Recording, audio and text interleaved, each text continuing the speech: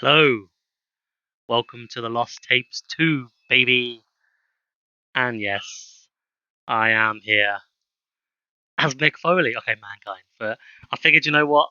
I'll spend money on this costume now. I am wearing it. I am going to fucking wear it. So here I am as mankind. So in all the pictures, I made sure I put my teeth away a bit, like give it a go. But this is this is OSW. This is the Lost Tapes 2. This mask is gonna annoy the shit out of me. Let's run through some quick sub thank yous. So, a 15-month for Lena. Thank you very much for that. A 15-month for Alex. Thank you for that. And a 15-month for PJ too. So thank you very much, guys, for all your continued support and subscriptions. Have a drink and a straw.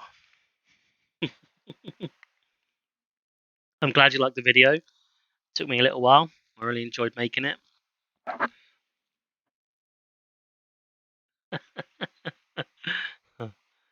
Well, I think I've misplaced my Socko, which is really annoying. It's got to be at the party somewhere.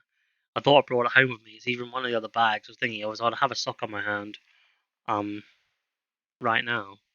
Unfortunately, there ain't no such hope as that for me. So, all right, guys. Well, without further ado, maybe we should just kick this thing off, right? I'm gonna be itching my nose for longer than a man should be, but I'm sure I will. Have a nice day. Um. Hey, kayfabe forever. Thanks for the follow. I think that's you, isn't it? Swanee. Hello, doggy. Doggy just popped by to say hello. Okay. Oh, he's proper popped by. Hey, look, you on camera? You on camera? Huh? You popped up to say hello. Now you're on camera.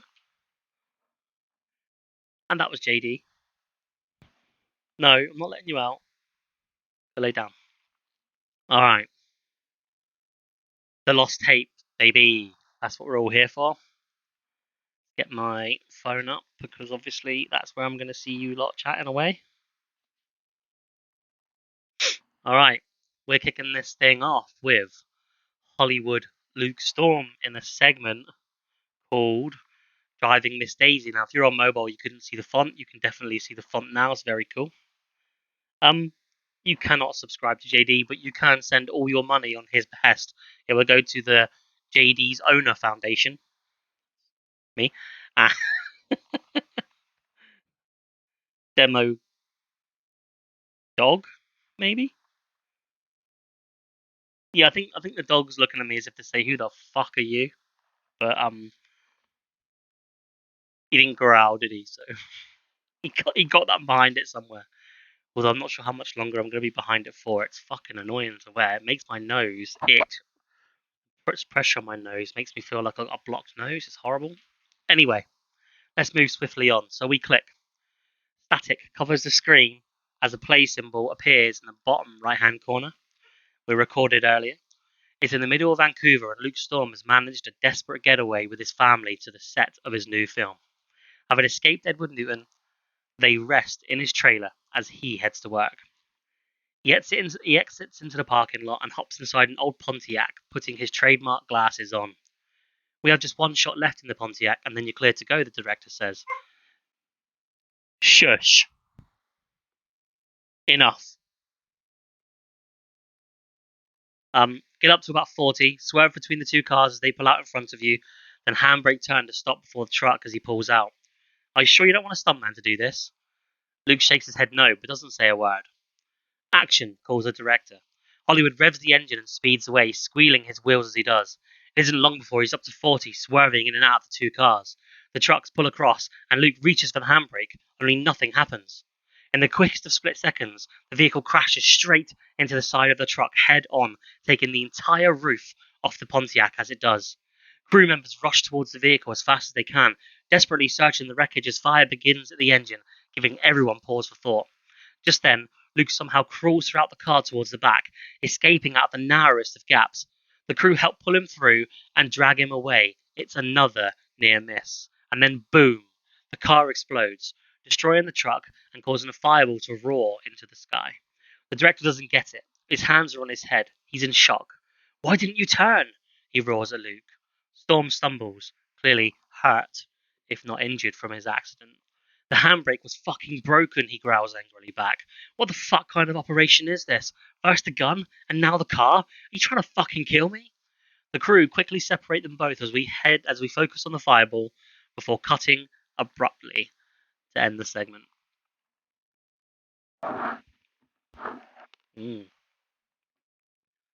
Luke Storm's having a couple of issues. Yeah, if it's following, then yeah. I doubt it'd be that lucky though, do you? To be fair. Luke Storm's having a bit of a mare of it at the moment. Who knows what's going on with him? Well, I mean, I do. But there you go. Who's fucking with Storm? That's the question. Right. And with that, we're into our first match. It's the opening match of the evening, otherwise known as the opener. We have Sir Renault and Phineas Moody. It's a crucifixion match. So to run you through how this one works is very simple. The winner is the person who essentially crucifies their opponent. They have to nail them to a cross. Real simple. This one, I believe, was written by Brian. So let's get into it. The graphics for the show. Very cool stuff. The evil that possessed Phineas Moody seeks to extinguish the light residing inside the Last Crusader, while Sir Renault seeks to defend the little good that still exists on this earth. He's got a title all of a sudden. Before night's end, one of these beings will be crucified. Who will it be? It is crazy stuff to start us off with, Alex, that's right. Moody stands in the corner and cackles at Renault, who, in response, rushes in as Phineas dodges him and hits him on the top of the head with a silver object that was concealed behind his back. As the object tumbles to the ground, we see a crown of barbed wire. Renault turns to face Carnival as a small I'm not even going to try and pronounce that. Small droplets of blood trickle down over his mask. Let's just go with that. We are but mere heartbeats into this match, and the freak show has literally drawn first blood already. Daft Jesus pivots and rushes the ringmaster with a double leg takedown, quickly transitioning into a crucifix submission. Snatching the crown of barbed wire off the canvas to aid with the choke, the pentacle of chastity with the damned barbed wire. Review lays, thank you, Marb.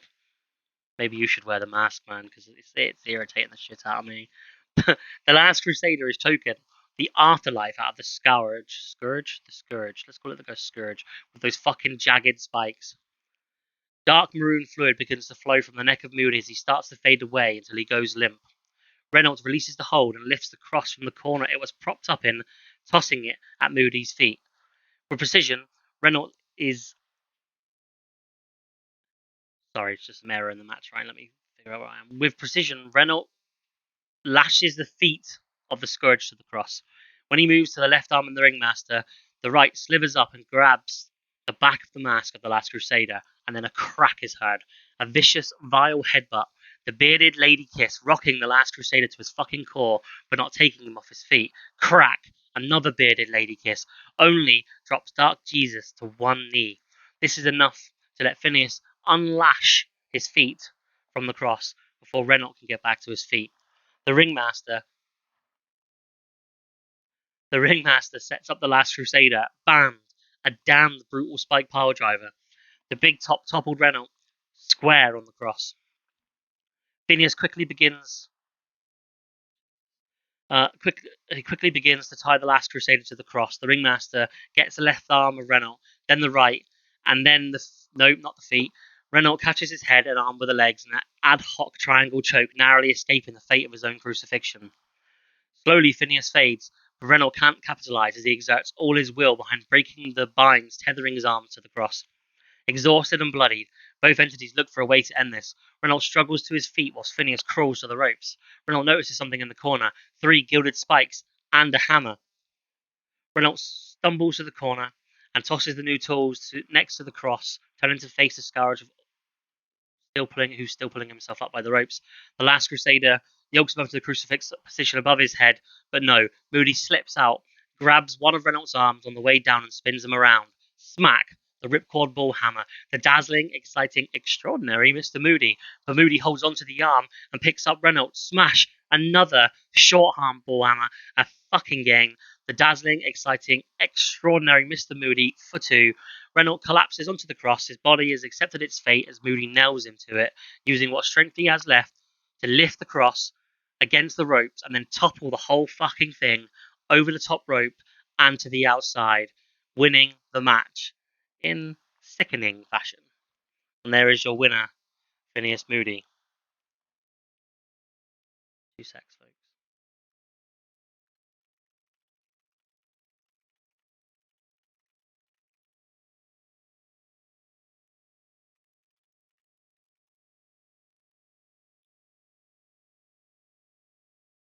Yeah. Right, 2 seconds.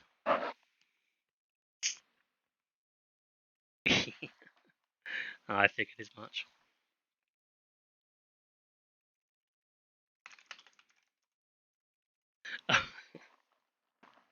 Okay, let's move on. We're on to a segment.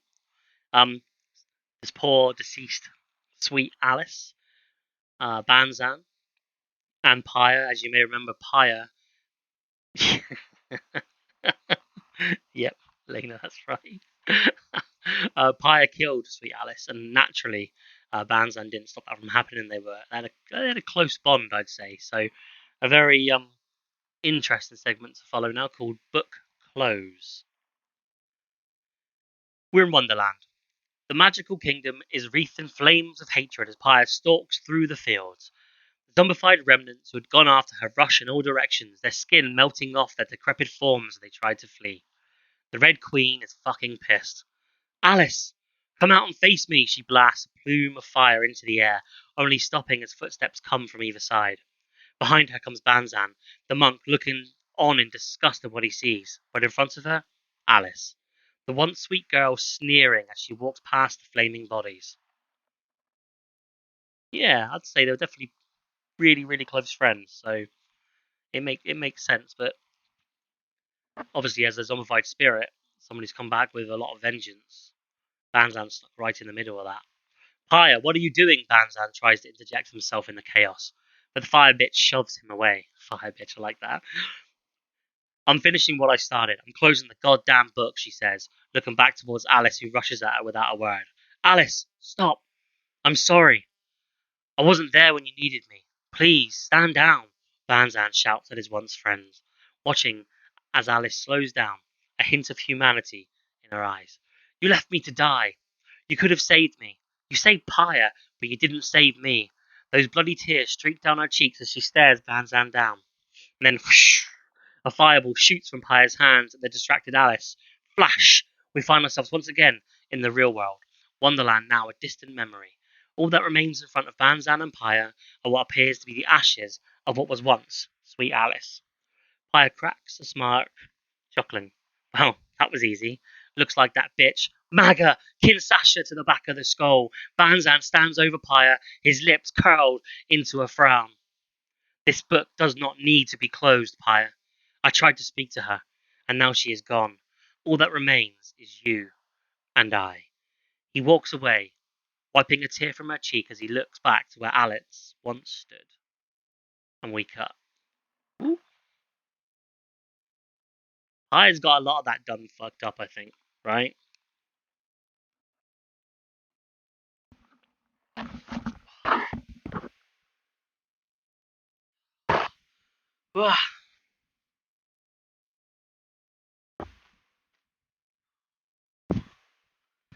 Oh, we're out.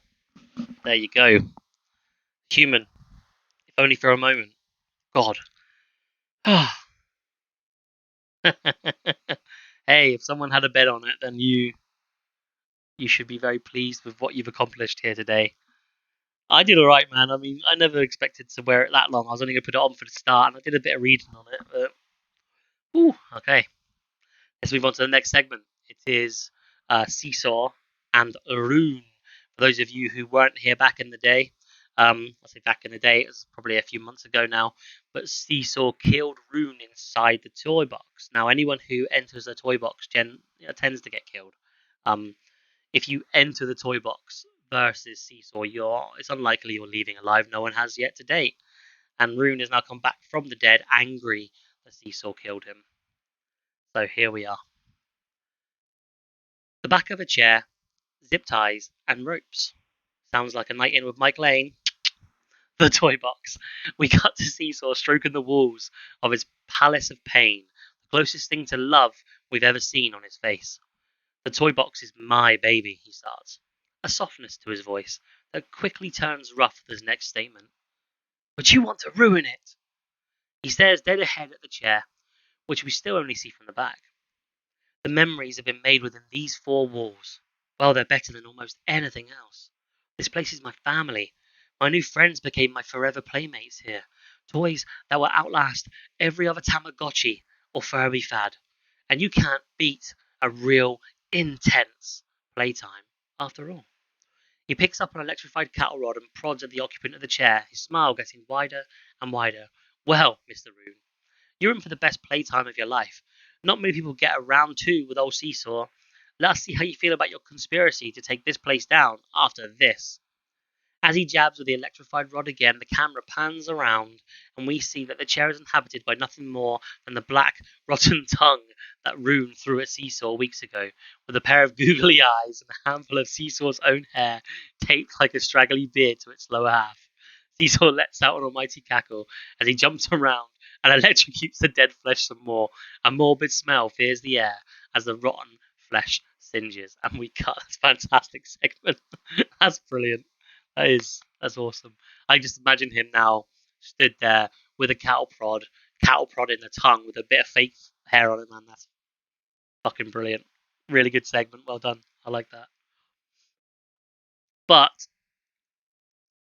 we are moving straight now into a match. So ignore Sir Renault. He's not in this match anymore. He was originally. And then obviously Phineas Moody came along. So it is just Night Lord, the Impaler, and Nigel Royal versus the Forever Friends, which is Ultimo America, Magical Miles, and Chunky Moses. We love the Forever Friends around here, but they died. Let's see how that goes. Did I just fuck that up?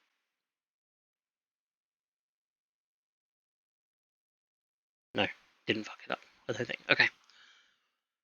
So, Night Lord, Impaler, and Royal are here, but it seems Renault's preoccupation with other business has kept him away from the ring, which is made worse by the arrival of the Forever Friends crawling out from underneath.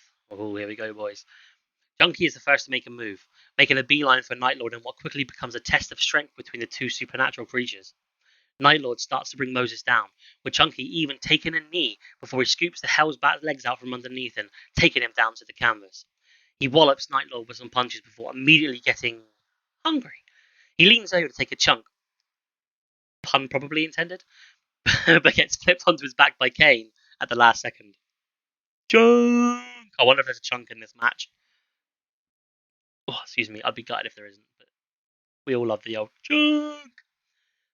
Impaler runs in for the assist, and the two try to keep Moses grounded to no avail as he throws both of them off. Chunky still looks to feed, but Olmo cuts him off as he looks to take a bite of his own on the Impaler.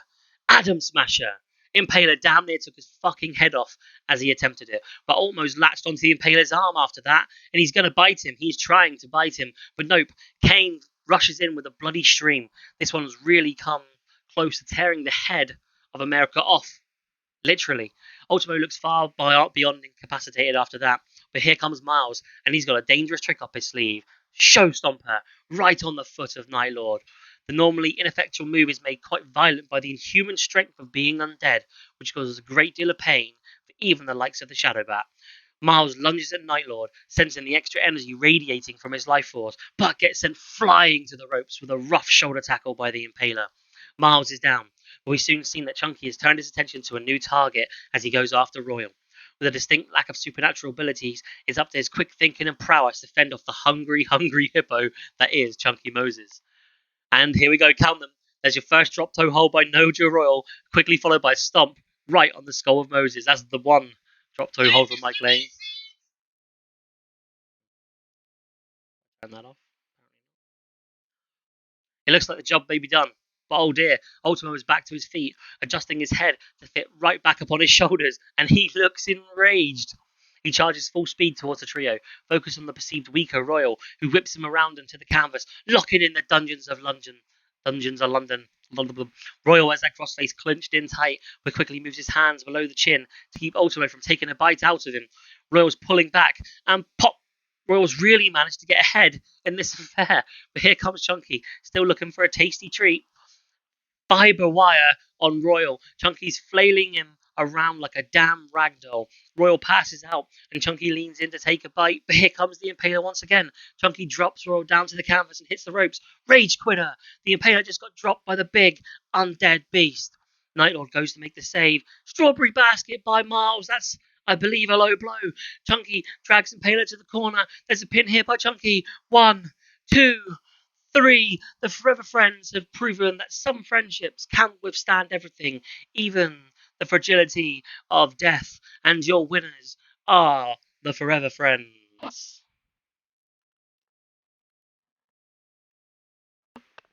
Got a win in death. Yeah, they did.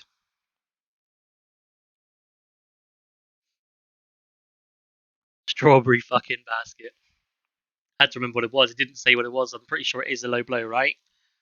Alex, that is your character, isn't it? It was a low blow.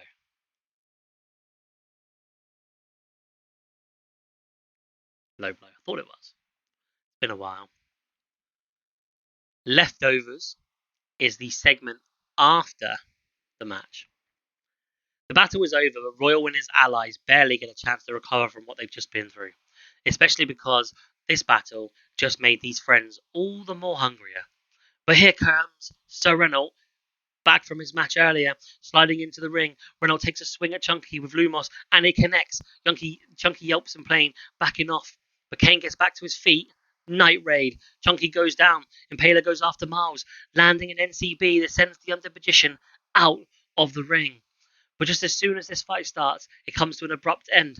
Miles crawls onto the ring as Chunky slides out of the way too, quickly followed by the body of Ultimo America, who grabs his head along the way. The ring gives a violent quake, and then nothing. What the hell happened? The four men left in the ring look to each other, still confused by what's transpired last week and now tonight. Finally, after a long moment of silence shared by the quartet, it's Nightlord who speaks up. I've thought about your offer, Royal, and I'm going to decline. I have enough of these battles to deal with on my own. I'm not interested in the leftovers of your need for allies. With that, Kane exits the ring, leaving Royal to wait on the response from Renault and Impaler. Thankfully for him, these two seem much more open to the idea, particularly Legion. If you need someone by your side, I'll certainly consider it, but as a man of wealth, I know you're good for some financial compensation. He motions and such, rubbing his fingers together to indicate a need for payment before leaving the ring. That just leaves Sir Renault, who gives a respectful nod. So long as your motives are true and your need is dear, I too will provide my assistance. For now, I will leave you to ponder where you stand. With that, the last Crusader takes his leave of the ring. As Royal furrows his brow in disappointment, it seems that he's gained some form of help, but not certainly the way he'd hoped. And we cut. So, he could, Royal could have a little bit of a stable on his hands there. I think the Impaler and Sir Renault definitely are definitely tempted, but obviously Kane Nightlord's way out of there, so we'll see. Moving on to another segment. It's called Kicking and Screaming, and it features the wonderful Pirate Gold, Kel Gable, and Israel Grimwolf. Both are in, of course, ringing. Going ahead with the now undead crew that once belonged to Captain Grimwolf and his quartermaster.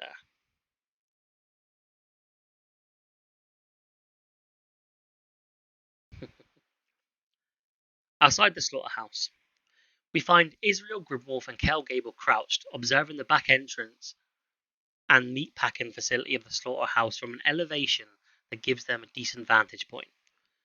It's a place that is hustle and bustle by day with trucks coming and going, but now it lies eerily still. Matey, they be coming, following the trail set before them. Surely enough, as Grimwolf points a blackened hand forth, two hulking figures of his zombified crewmen stagger menacingly into view, sniffing at the air as they do. Here we make our stand. We've been running for too long now. They're not going to stop coming until they've dragged me kicking and screaming back to Davy Jones's locker. He holds his black marked hand out before Gable. That be what the black mark means. Death. No escape in the locker this time, but they haven't caught me yet. Kale holds his own hand out, examining it next to Grimwolf. It bears the same mark. Angered, he balls it into a fist. Okay, you, I get. Seems you have unfinished business with those that used to call you captain, and they're here for your blood. But why the hell are they after me too? Grimwolf smiles, shrugging his shoulders. The locker can always use one more soul, especially the one who aids and abets those who escape Davy Jones. Without warning, Grimwolf leaps, swinging from a rope.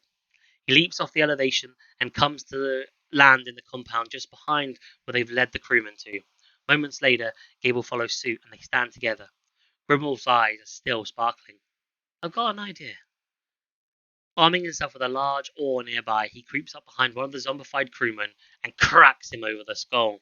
The oar breaks in half across the back of the zombie's shoulders. But nothing. The zombie simply turns around and roars at the captain. Grimwolf has a look of absolute surprise on his face, bewildered that his grand plan hadn't come off. Gable, on the other hand, excels in frustration.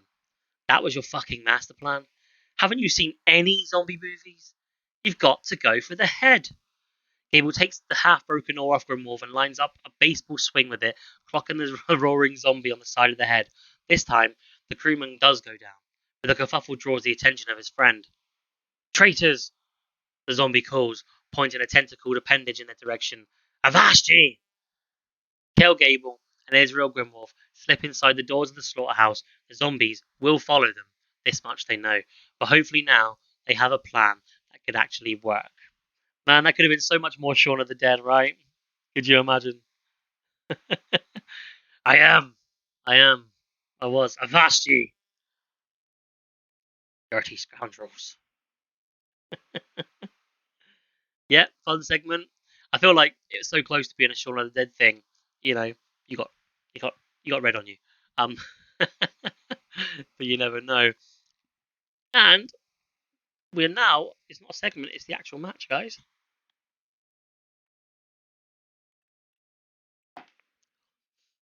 We are moving into triple threat match. Tyler Brooks, Zombified, CXDY, and Corvus. This is going to be naturally a huge match. Can forgiveness and friendship triumph over evil and betrayal? Cody locks eyes with his undead former best friend, Tyler Brooks. No sooner does the bell ring than he points accusingly at Corvus. He's the one who killed you, Tyler, he says, trying to reason with him. Brooks sprints towards him, eye of the savior. He damn near sends Cody to the grave with that spinning back elbow. But here comes the garrote.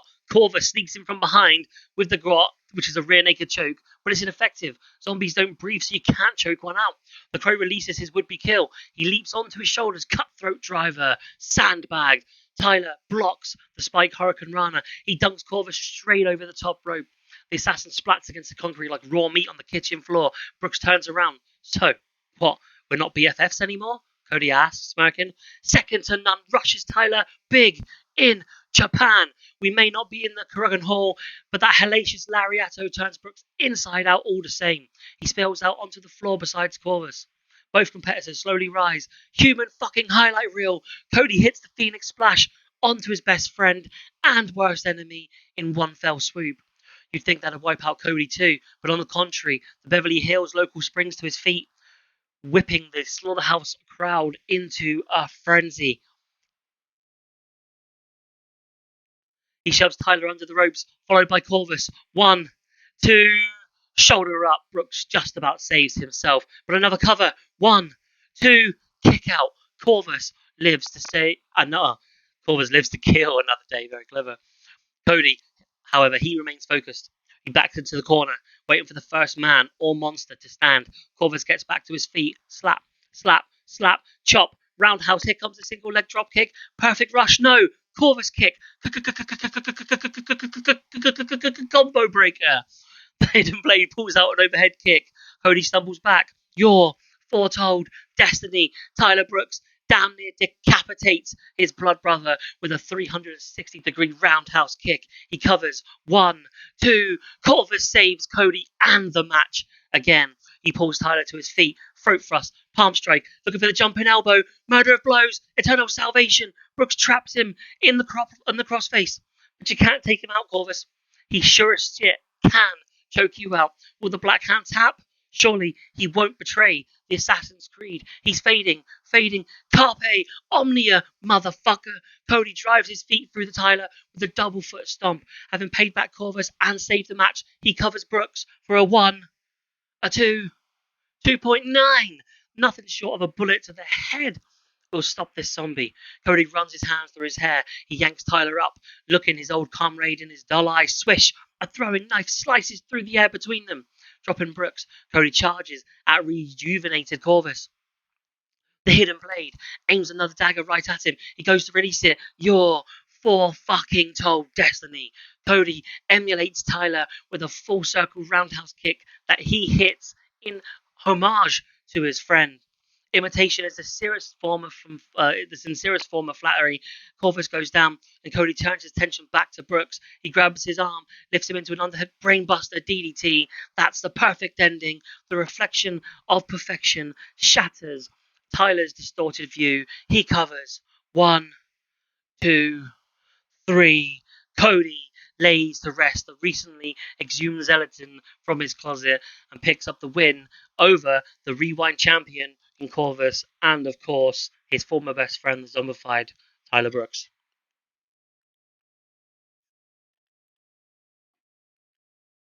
Huge win there for Cody. Fantastic victory.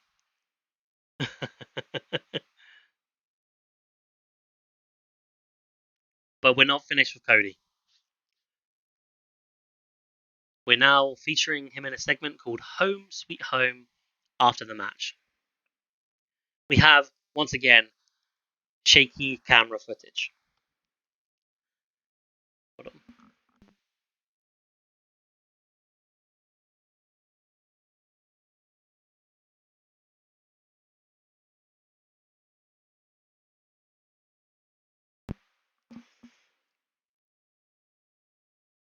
Sorry about that. Alright, I'm back. So we have some shaky camera footage. As Cody stands in the middle of the ring, footage begins to play. It's grainy and lacking clarity, but you can clearly see the house of Cody Williams as someone approaches the front door. Knock, knock. It takes a few moments before Sasha Williams comes to the door. She opens it with a smile, only for that to be turned quickly into a horrifying expression. Something immediately swipes down across her head, knocking her to the floor in a heap. As she crashes down with a thud, Cody Jr. comes rushing into frame, taking a baseball bat to the side of the head as well. With the pair knocked out, it's become clear that the camera is attached to the attacker's shirt, meaning he has both gloved hands free. Back inside the ring, and Cody has made a beeline for the backstage. He's not sticking around to watch this and wants to get home as quickly as possible, yet the footage isn't finished. The stalker drags CJ bloodied forehead nod towards the door and carelessly takes him outside, dumping him in the trunk of a vehicle. Sorry. My son, a voice squeals. Come back here with my boy. Help, help. It's Sasha. She's back to her feet, blood dripping down the side of her face as she's yelling for help. The stalker runs back over to her, tackling her to the ground. Be quiet, he says, muffling her screams. Come with me and you'll both live. You'll be a family, I promise. Knowing that she doesn't have a choice, she nods reluctantly and the footage cuts. Halloween, baby! Brutal. I know there's a lot of theories about the story, a lot of theories about whether or not Cody might be a bit paranoid and doing it himself. But yeah, you that was not to 100 very quickly, yeah. So we'll see how that affects your theories now going forward, because you never know.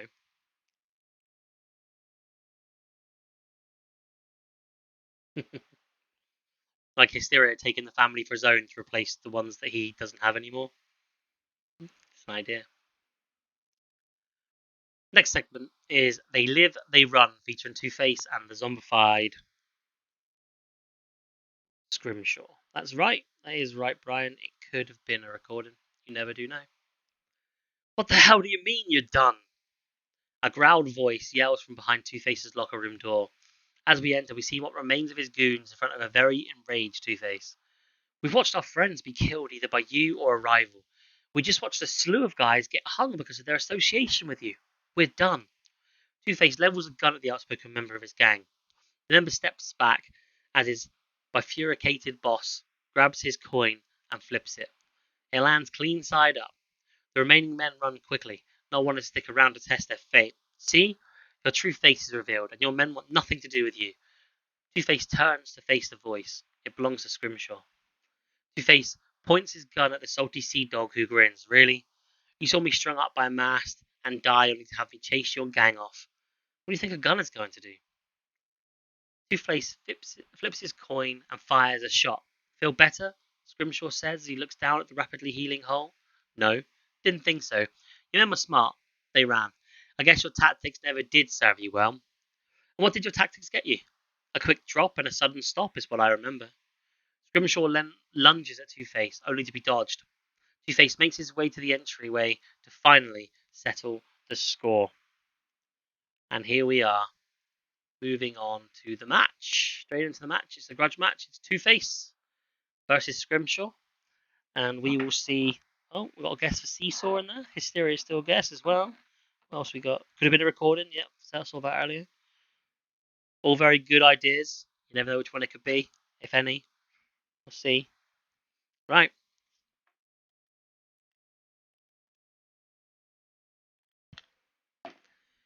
With the age-old superstitions about the sea, penny match for Lady Luck. Two-Face takes his coin out of his pocket and goes to flip it, but Scrimshaw butts in. However, and asks to do the honours. The burn petition can't even speak tonight, can I? Fuck me. Humours him, handing him the coin. But a right hand by the salty, slimy, bloated sea dog soon stops that. Two-Face hits the deck, nursing his jaw. He scrambles to his feet, furious. The slaughterhouse audience chants along as two old foes wail on each other with cannon-like right hands. Two-Face flicks his coin at the referee, distracting him. Low blow to Scrimshaw. I don't know if zombies can feel their balls, but it stuns the captain nonetheless. Two-Face sends the master and commander in the chat debate. Can zombies feel their balls? Of the seven seas into the ropes. Big back body drop. Beaching his nemesis, Two-Face stomps away at him with the mismatched Oxford shoes. The official tries to hold him back, but the ghosts of Two-Face's crew, murdered in cold blood by Scrimshaw, haunt him. He mounts the creature from the back goon and goes ham on him with right hands, one for every crew member that he's killed. Scrimshaw, though, sits up and opens his mouth. Sea lice crawl out of his gaping maw. Two-Face recoils and scoots away as the parasitic, blood-sucking lice scuttle across the canvas. Laughing, Scrimshaw clambers to his feet. You're looking green around the gills, lad. Not got your sea legs under you? Two-Face snarls at being made a fool of. Before charging at his foe, he hoists him up into the Joker driver. Scrimshaw, meet Lady Luck. No, he squirms free and rolls Two-Face up. 1, 2, kick out. Losing isn't one of Two-Face's policies. The former presidential candidate races to meet Scrimshaw in the middle. Two-Face kicks him in the gut. Overdrive, flip the coin. 1, 2, shoulder up. Scrimshaw manages to stay afloat. Two-Face hauls his dead weight off the mat, trapping his head in the crook of his arm. Head or tails? No. Scrimshaw spins out of the Sister Abigail. He turns to face him. He heaves him up for a spine buster. Dashed on the rocks by Scrimshaw. He covers. 1, 2, 2.9, and Two-Face kicks out once again. Scrimshaw makes a claw with his gnarled fingers. He sinks into a reverse chinlock. Two-Face is in the dreaded captain's hook. Denied. Snapmare. He barely escapes the hold. Scrimshaw rolls onto his feet and turns to face Two-Face. Something gold glistens in his hand. He's wearing brass knucks. Referee, why didn't you check his pockets? You know he's always packing these damn things. The official tries to intervene, but zombified Scrimshaw barges past. He swings at Two-Face, who ducks. Two-Face throws a kick at him. For Scrimshaw, he catches it. Oh, the old Sea Dog has him in the leg hook Sato suplex, dragged to the right hand, Two-Face breaks the grip of the Sato suplex. The knucks slip off of Scrimshaw's decomposing, dead, rotting hand. Heads or tails, Sister Abigail into the freaking knucks. He covers. 1, 2, 3. Two-Face does his men proud, gets revenge, and defeats Scrimshaw here tonight.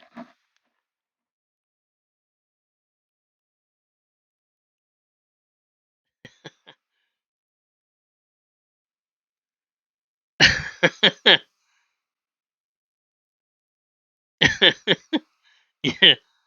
Get shipwrecked. Oh, folks, I don't know. Right.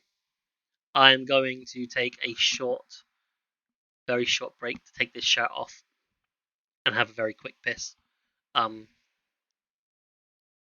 be back in literally a couple of seconds, so I'm going to chuck the entrance video on that we had here for Lost Tapes, just in case anyone didn't see it, and you can watch it again whilst I'm gone.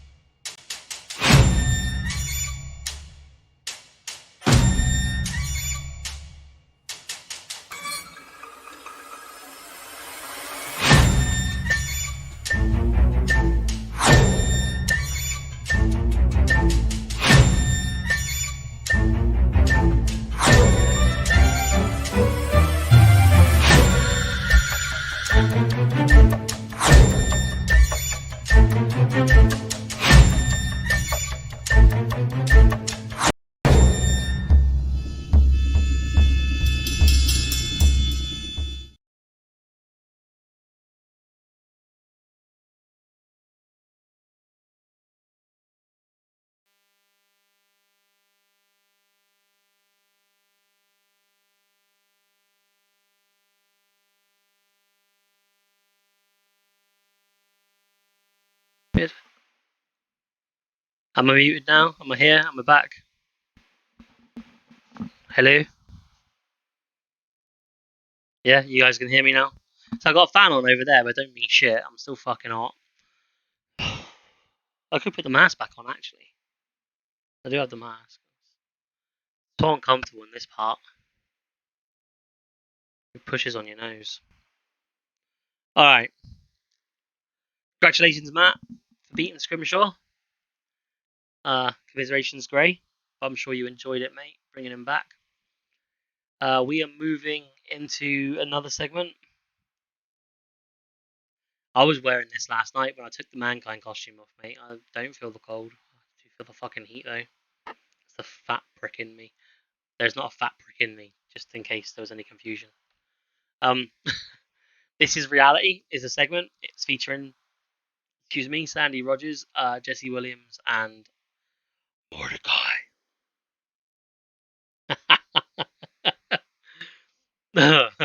Mordecai is pacing around in his study, pondering everything that has been going on lately. He's slowly muttering to himself, "It can't be real, can it? He's back like everything we did was nothing? How?" He's slowly going mad. Is it the work of the Sandman? Is it something darker? A sweet voice in the distance makes this dialogue. You're in the right neighborhood. Sandy Rogers steps out of the shadows. Mordecai does a double take and responds, "How long have you been here?" Sandy smiles and replies, "Long enough. You can't be freaking out that much over little old me. You already cancelled me once. It's just a simple reboot. I'm sure you can do it again." Most fall for Sandy's artificially sweet ways, but Mordecai is different, and he responds in kind. "I'm not part of your childish audience, Sandy. Talk to me like an adult, or I'll finish you again right now." Sandy chuckles, then gets serious. "No, you won't. You can't. If you could, I wouldn't be speaking to you like a child or like an adult. I'd already be gone. You'd need Jesse to ash me, don't you?" Mordecai looks down and shakes his head in frustration. He knows Sandy is right.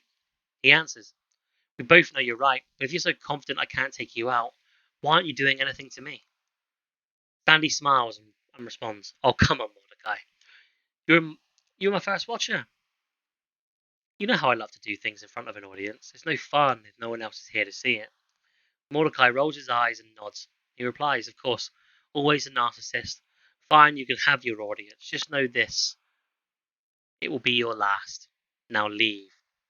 Sandy shakes his head and replies. Lots of replies in this.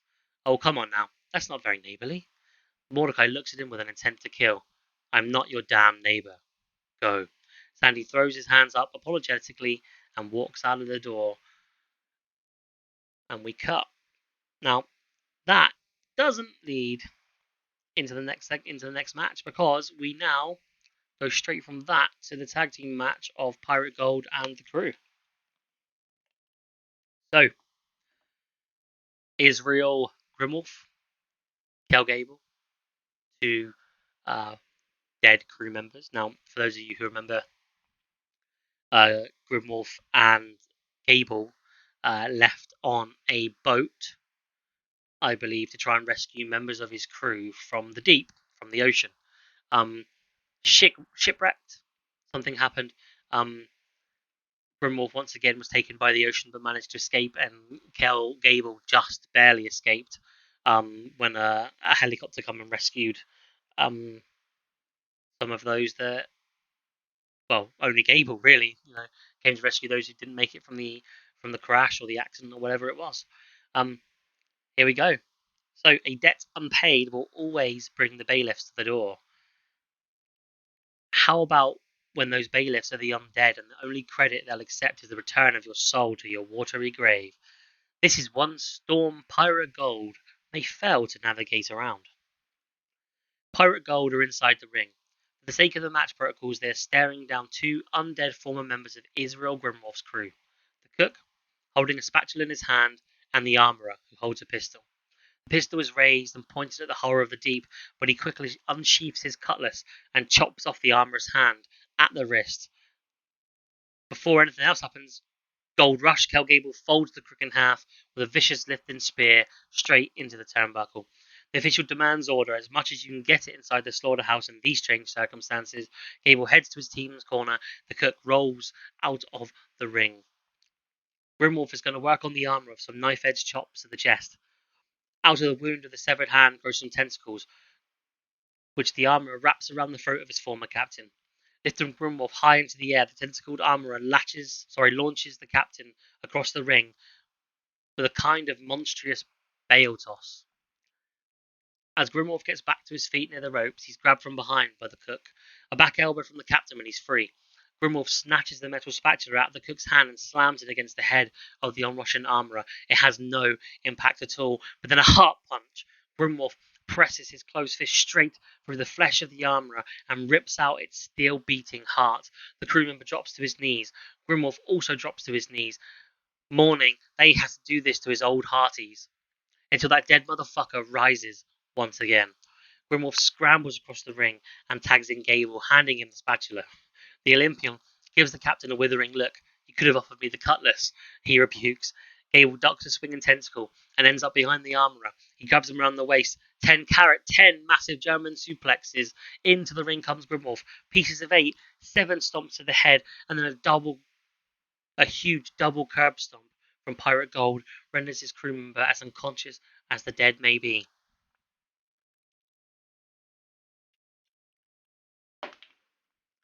In comes the cook, and he's firing off the pistol. Gable and Grimwolf dodge the bullets, countering with a drop toe hold -2. The Gable, we call him the Gable from now, locks in an ankle lock. Grimwolf goes to the head and locks in a crop place.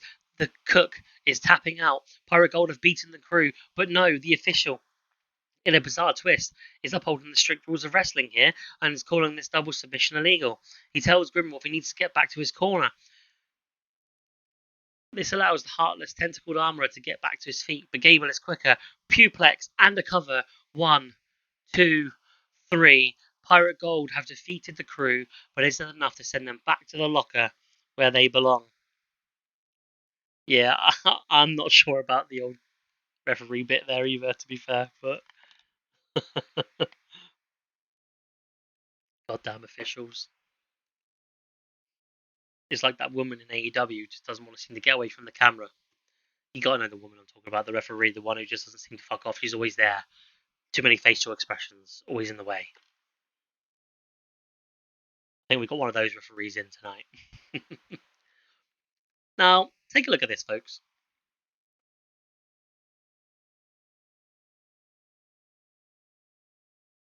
No, it's Aubrey. It's definitely Aubrey, yeah. This segment is called Belongs to the Sea, and it features Kel Gable, Israel Grimwolf, and that thing.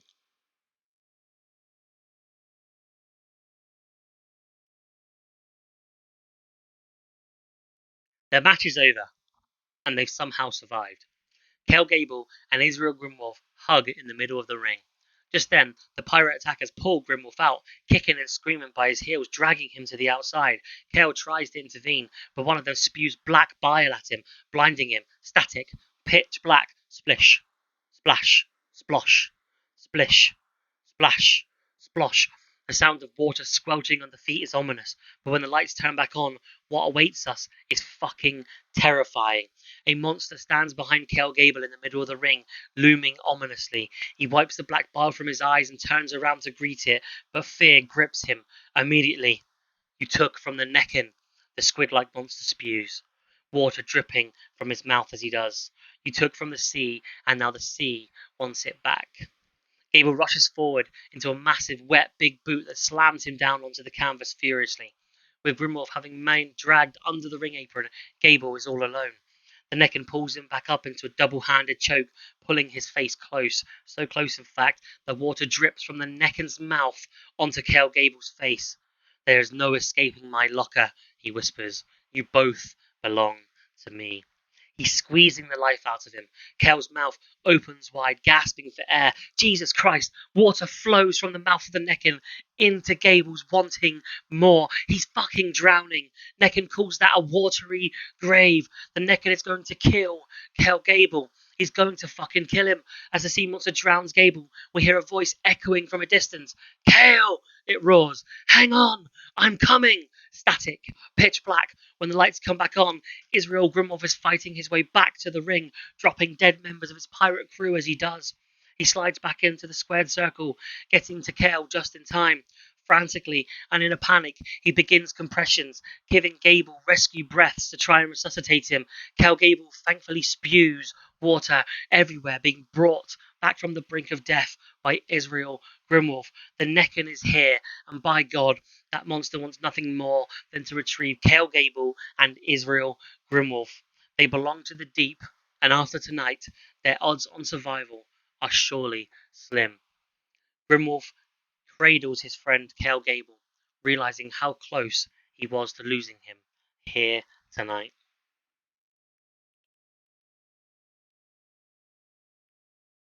I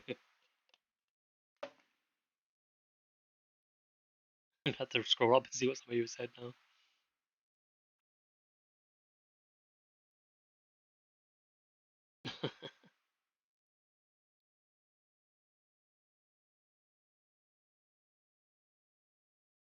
I'm both terrified and turned on.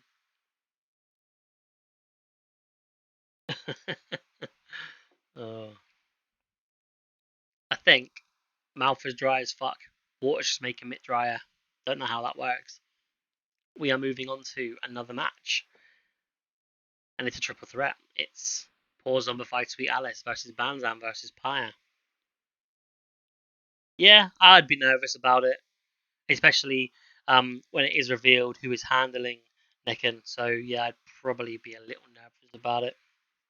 Two girls, one monk. It's the porno you never knew you wanted to see.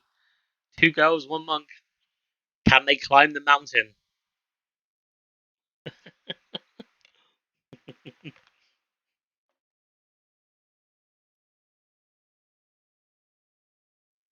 Right. The match is set to begin. With Alice seemingly emulated, only Banzan and Pyre stand in the ring. The bell rings and Banzan advances on Pyre with a massive footsteps. Pyre ducks a haymaker, where Banzan uses the momentum to swing around and slam a forearm into her back. Pyre rolls forward and leaps onto her feet.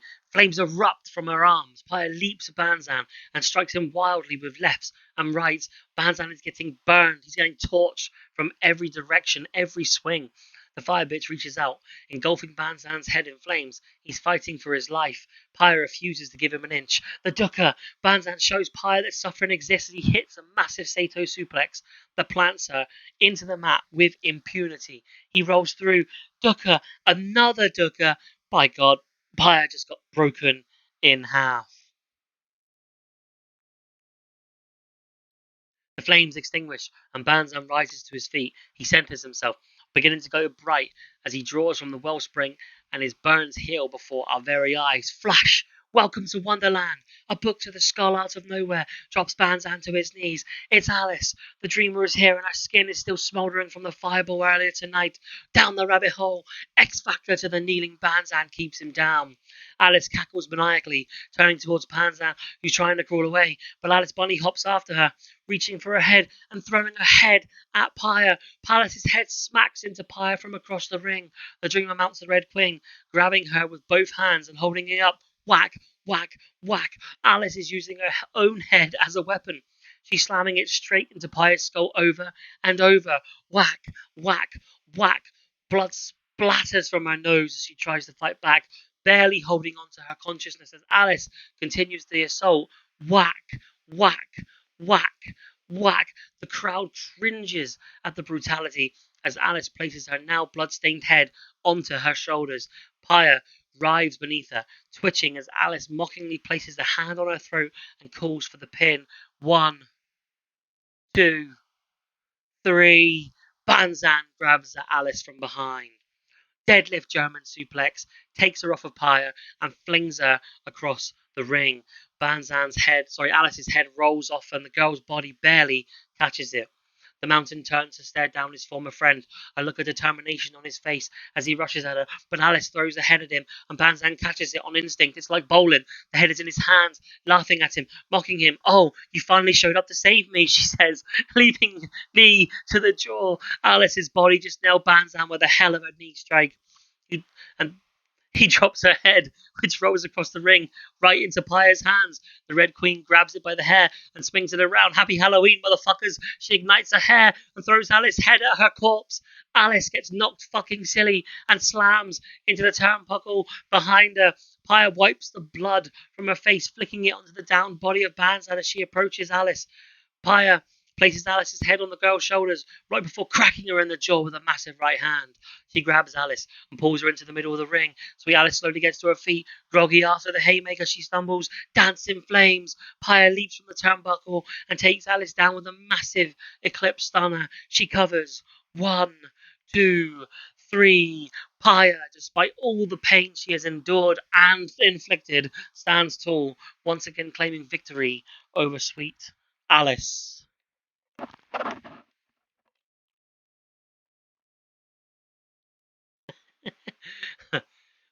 Would it be fair to say that Sweet Alice gave a lot of people head tonight?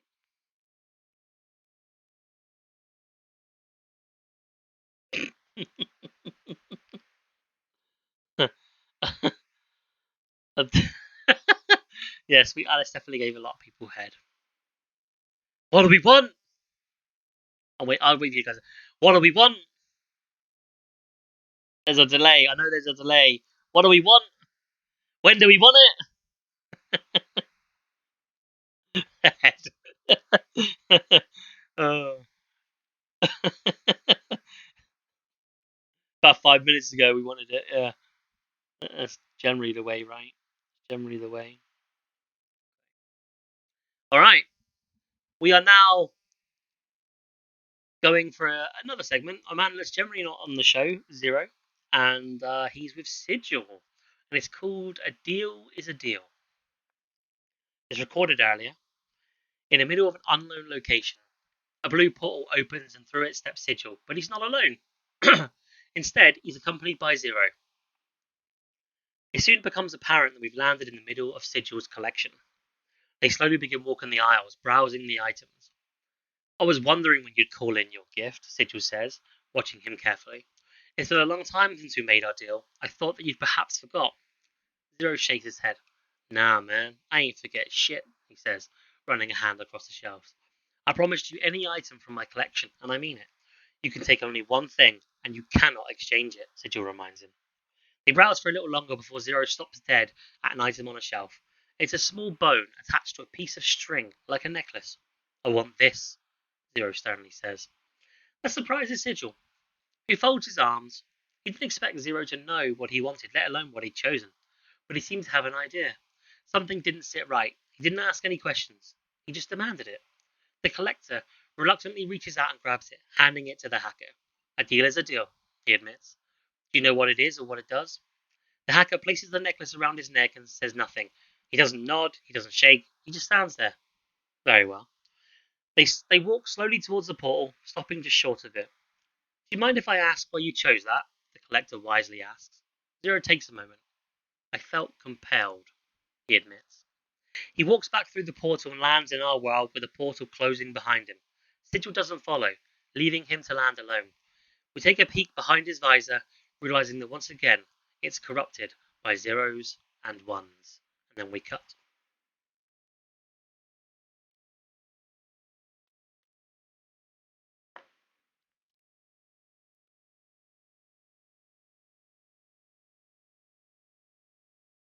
Yeah, I couldn't imagine if it was something that could kill Sigil, that Sigil would have it in his collection and allow it to be taken by Zero. I mean, if it could kill him, I think it's probably unlikely that's the case. But it could be a component for a weapon, like Zach says there. It could connect to anything or something else. What we do know is that those that are using Zero as a weapon, those that have hacked him, have used him to take this, so they want it. I think that's the key to remember, is that they want it. Why? Who are they? Why do they want it? It's a lot of questions. Lots of questions, and obviously, as we ramp up now to Red Snow, we're going to be getting a lot of answers over the coming month. With Friggin' King 3 weeks away, and then Red Snow 3 or 4 weeks after that. We're heading now into territory where you're going to expect to get a lot of those questions answered and see things come into fruition. I imagine it won't be long before we know. Now we're heading to the toy box for Seesaw versus Rune. We had this match back at Ring of Dreams, I believe it was, in which Seesaw killed Rune and took his tongue. Tonight, they go at it again.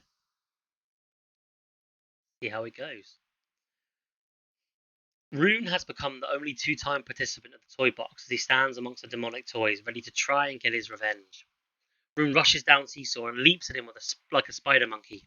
He wraps around the bigger man and lays into him with a flurry of right hands that catches Mr. Make-Believe by surprise. Chomp! Rune's biting at Seesaw's skull. He rips out a chunk of flesh, and blood arcs off of Seesaw's head.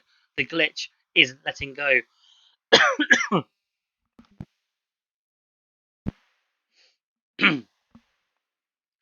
Seesaw forces him onto his shoulders with all his strength.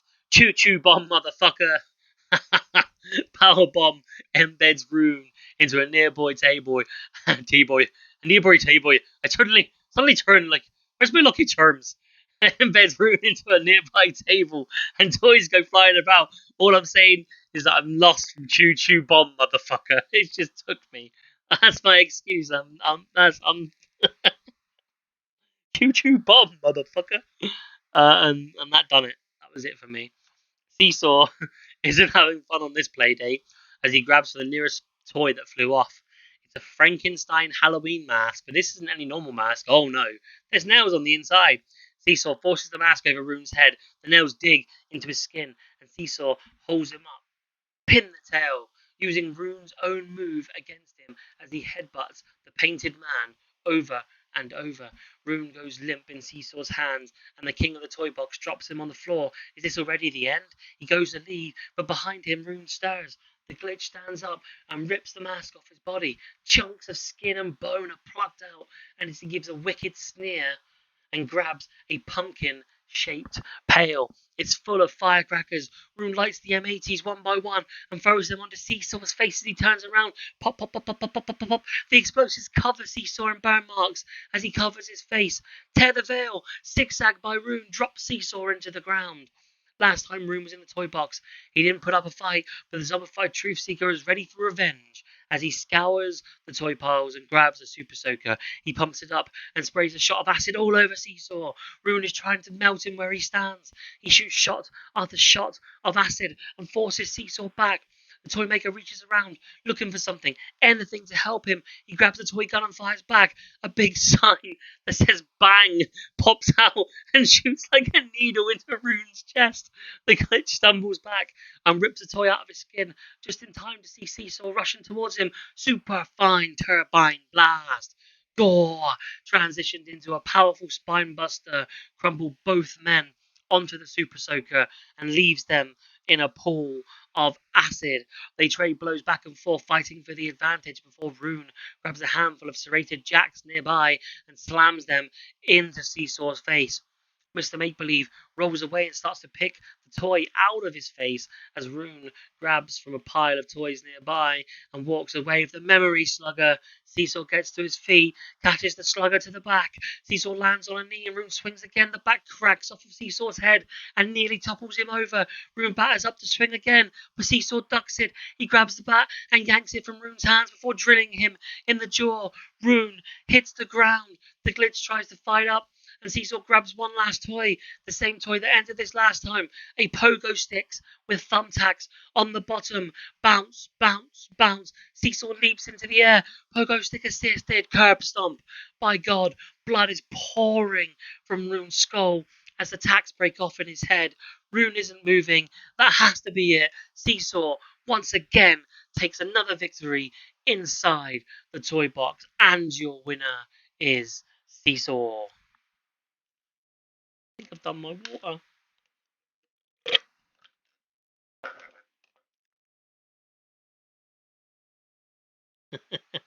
Yeah, Dawson likes to have fun with a toy box. I think it gets to the point where he might even have a toy box himself. Same.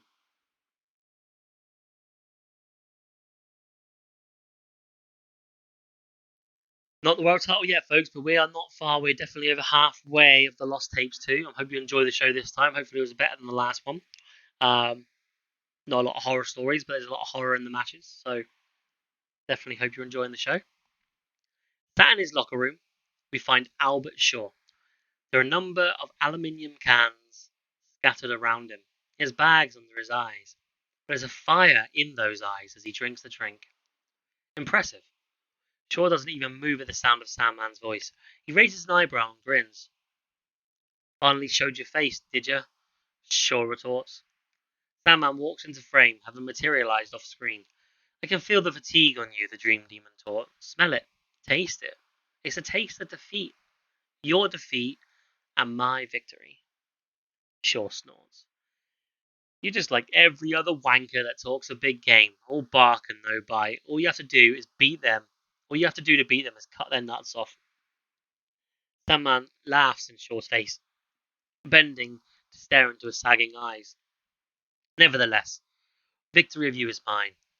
I knew the Roberts could not be manipulated. Simon's fate remains in flux, but you would cut off your own nuts to ensure I couldn't get to them. Intensity in his eyes, the governor sneers at the Sandman. I did time, Shaw says quietly. You have to sleep with one eye open, otherwise some daft cunt will make you his bitch. You're just another rapist to me, Sandman. He takes a swig of the drink. But make no mistake, when that bell rings, I'm wide the fuck awake, full bore, energized and ready to fuck your shit up. The Dream Demon grins. I admire your spirit.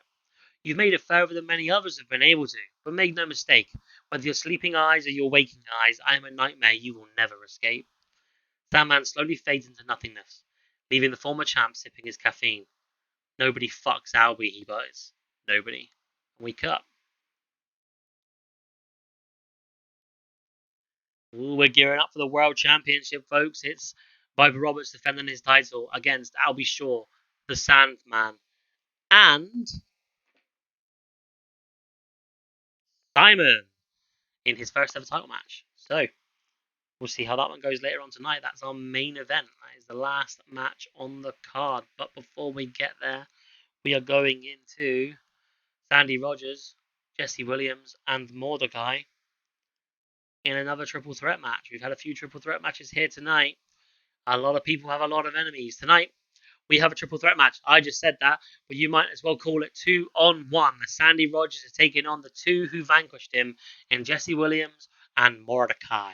Can they do it again, or will he find new neighbors? We find out next. Ding ding!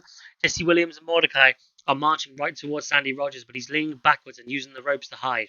The referee tries to get in between them to enforce the rules, but Jesse and Mordecai are having none of that.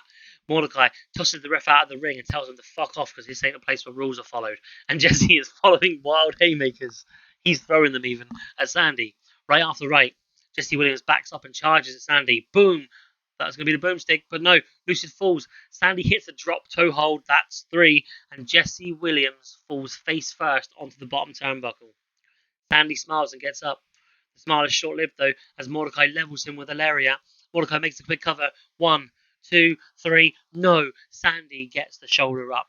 Mordecai is enraged and starts stomping away on Sandy. Stomp, stomp, stomp, stomp, stomp. Mordecai pulls Sandy up. He whips him into the ropes. Sandy holds on to him. Mordecai charges once again with another lariat. Sandy pulls down the ropes and sends him straight over the top to the outside. He crashes hard, but Rogers doesn't notice Jesse on the apron. Jesse grabs Sandy by the neck. Hot shot Sandy's neck. Snaps against the rope.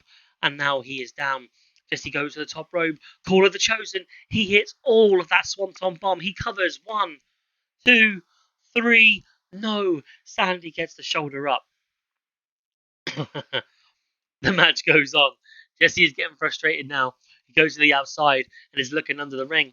The rabid fans are chanting for their favourite weapon. They want a table. Jesse obliges and grabs one. He goes to slide it under the ropes, but Sandy was 2 steps ahead and nails him with a basement dropkick. It hits him and the table, and it hits him right in the mouth. So now he's busted wide open and might even be missing a tooth. Sandy's admiring his handiwork, but Mordecai slides into the ring. He grabs him from behind. Cobra Clutch, sweet dreams. Mordecai swings Sandy back and forth like a rag doll. Sandy looks like he's going to tap out. No, Jesse slides back into the ring. He goes for the schoolboy on Mordecai. It's a triple threat after all. 1, 2, 3. No, kick out. Strong kick out by Mordecai. Mordecai is arguing with Jesse about what he's doing. In the confusion, Sandy, though, has grabbed the chair. He levels Mordecai with the steel chair to the back of the head. Mordecai goes down hard, but Sandy tries to grab the chair. But Jesse tries to grab the chair from Sandy. Sandy lets go. He just lets him have it. Jesse goes for a big swing, but Sandy ducks, dropping to a knee. Low blow by Sandy Rogers. Jesse falls down hard and is haunched in pain. Both of his opponents are down and Sandy is scrambling for covers. He covers Mordecai. 1, 2, 3. No, so he decides he's got to cover Jesse. 1, 2, 3. No, at the last second. It wasn't going to be that easy. Sandy rolls out and grabs the table from before. He sets it up in the middle of the ring.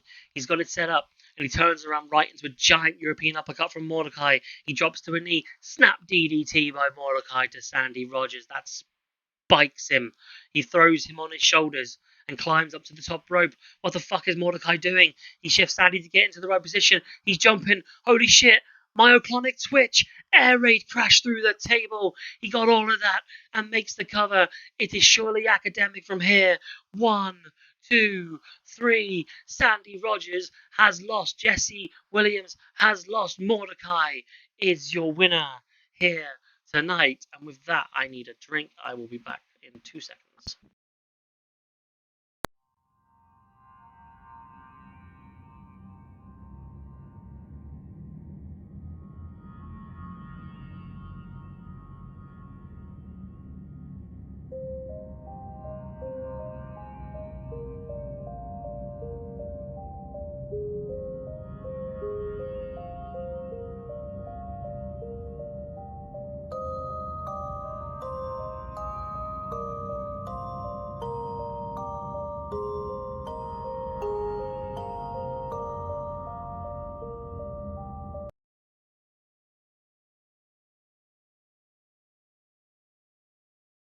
Didn't need a video again, did we?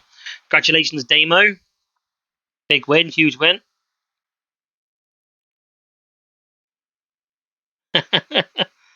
Really good promo demo. Really good. But we are now moving on to a segment featuring Jesse Williams called Carry On My Wayward Sister. Help myself, could I? With the match over, Jesse Williams gets back to his feet in the middle of the ring and slumps against the ropes. He gave it his all, but it wasn't quite enough. Just then, the sound of a slow and methodical, if not mocking clapping can be heard from the entrance ramp. It belongs to his sister, Joanna. We've not seen her for a month or two, and here she is walking towards the ring. Even left to your own devices, you're still fucking awful, she mocks, stepping through the middle ropes. Jesse rolls his eyes. Where the fuck have you been? He questions firmly. She laughs.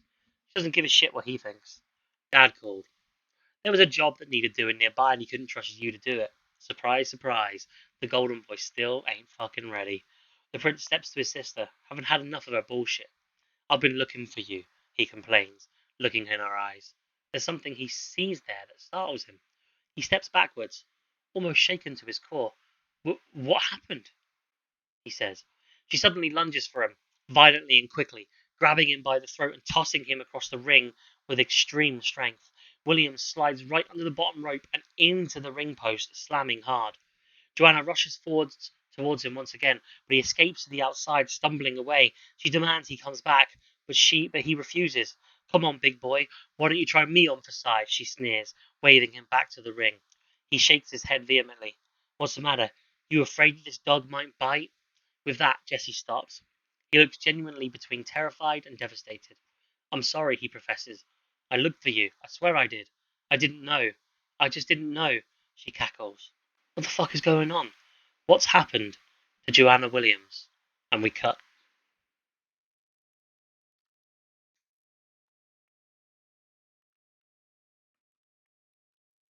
Well, I think you're going to have to probably have a guess, Zach, about what you think she is. Is she what I think she is? Well, have a guess. But either way, it's not looking good, is it?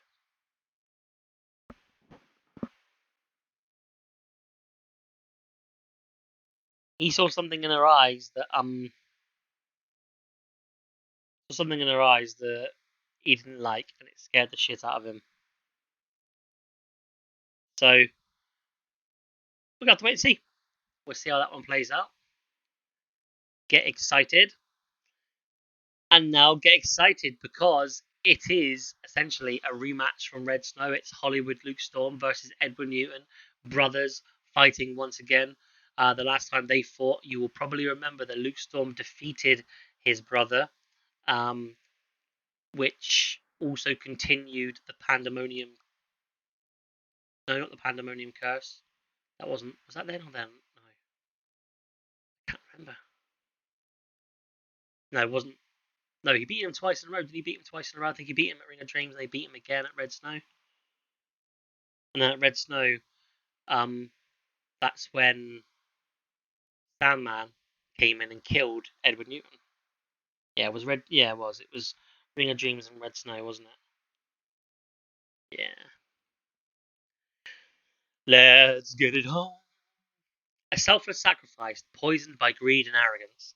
Edward Newton has come back in sheer disgust of what his brother has become. Can Eddie bring Lucas back to his senses, or has Hollywood totally corrupted the man he used to be? The bell sounds as Hollywood looks over hesitatingly in his corner. The usual swagger and cockiness faded into pensive solace, his eyes hidden behind those $5,000 sunglasses, but they clearly can't meet his brother's, who's staring down Lucas with nothing but rage in his eyes. Oh, excuse me.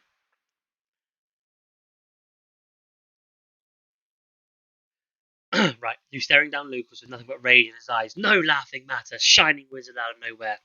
Storm gets driven into the turnbuckles from the sheer force, the back of his neck bouncing off the steel before Hollywood collapses into the corner, but he barely hits the mat before Newton's on him. Kicking the absolute crap out of Storm, the Riddler trying to stomp through his brother's chest here as Hollywood desperately tries to get back to his feet. Newton peels Storm off the mat, double underhooking him before raining down knee after knee into the midsection. Newton lets go, only to throw Storm across the ring, dropping down as Hollywood bounds off the ropes. Joke's on you! Hard uppercut to the jaw. Rock Storm as he's lifted up onto Newton's shoulders. Enigma, no, that was looking for the Enigma theorem, I think. Storm slips out of the driver attempt, delivering a sly, low blow to Newton as he does. The Riddler dropping down to one knee as he just shakes his head. DDT! Storm spikes Newton into the mat before quickly heading up to the top rope, sizing up his brother. Blockbuster! Newton sidesteps it as Storm crashes down to the mat. Hollywood gets back to his feet, holding his back in pain. Low blow city. Newton pays back his brother for the earlier low blow shot, dropping him down to his knees before picking him up onto his shoulders. The Enigma theorem, Death Valley driver. He gets driven into the mat and Newton covers. 1, 2. Storm gets the shoulder up. Newton puts Hollywood, pulls him up to his feet, delivering an eyeglass-shattering headbutt before tossing him into the ropes. Neutron! Storm rakes the eye, stopping the neutron bomb. Newton staggers back, blinded by the cheap shot, and stumbles into a kick to the gut. Gale Force! Newton pushes out, he stops the stunner. No laughing matter to the back of the head. Storm collapses on the canvas. Newton covers once again. 1, 2, 3. Storm just gets the shoulder up. Hollywood tries to get to his feet, but a brutal roundhouse kick to the side of his head drops him down to one knee. Newton shaken in rage, sizing up the man his brother has become as he spits out his enraged venom. This is for Lucas, you son of a bitch. Never mind. D. Storm spins out. Storm stands up to his feet, breathing in deeply for a moment before he takes off the remnants of his sunglasses, tossing them to one side before looking his brother in the eyes. With a warm, confident smile, urges Eddie forward. Newton smiles, nodding his head before rushing forward as the brothers begin to exchange heavy left and right hands. Neither man gets the better of the brawl before a big uppercut to the jaw rocks Luke,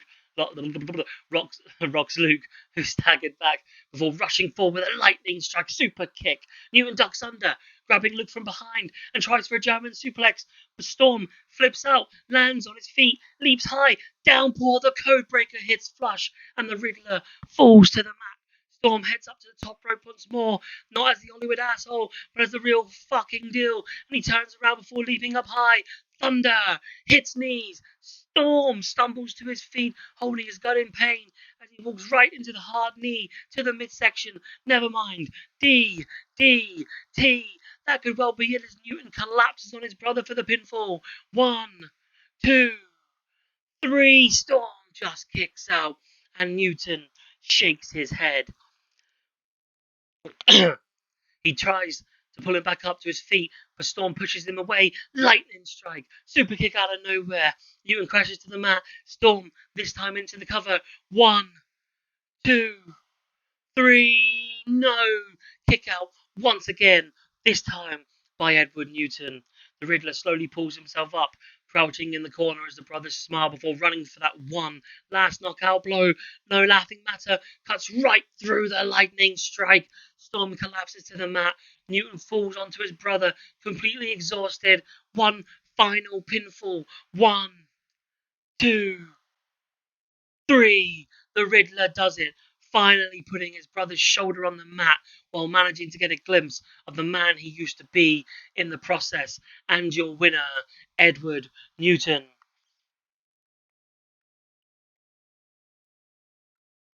I think it is the first time that Eddie actually beat Luke, isn't it? They had the 2 matches, both for the title, in which Luke Storm won them both, I think. Yeah. Off to 2-1 then.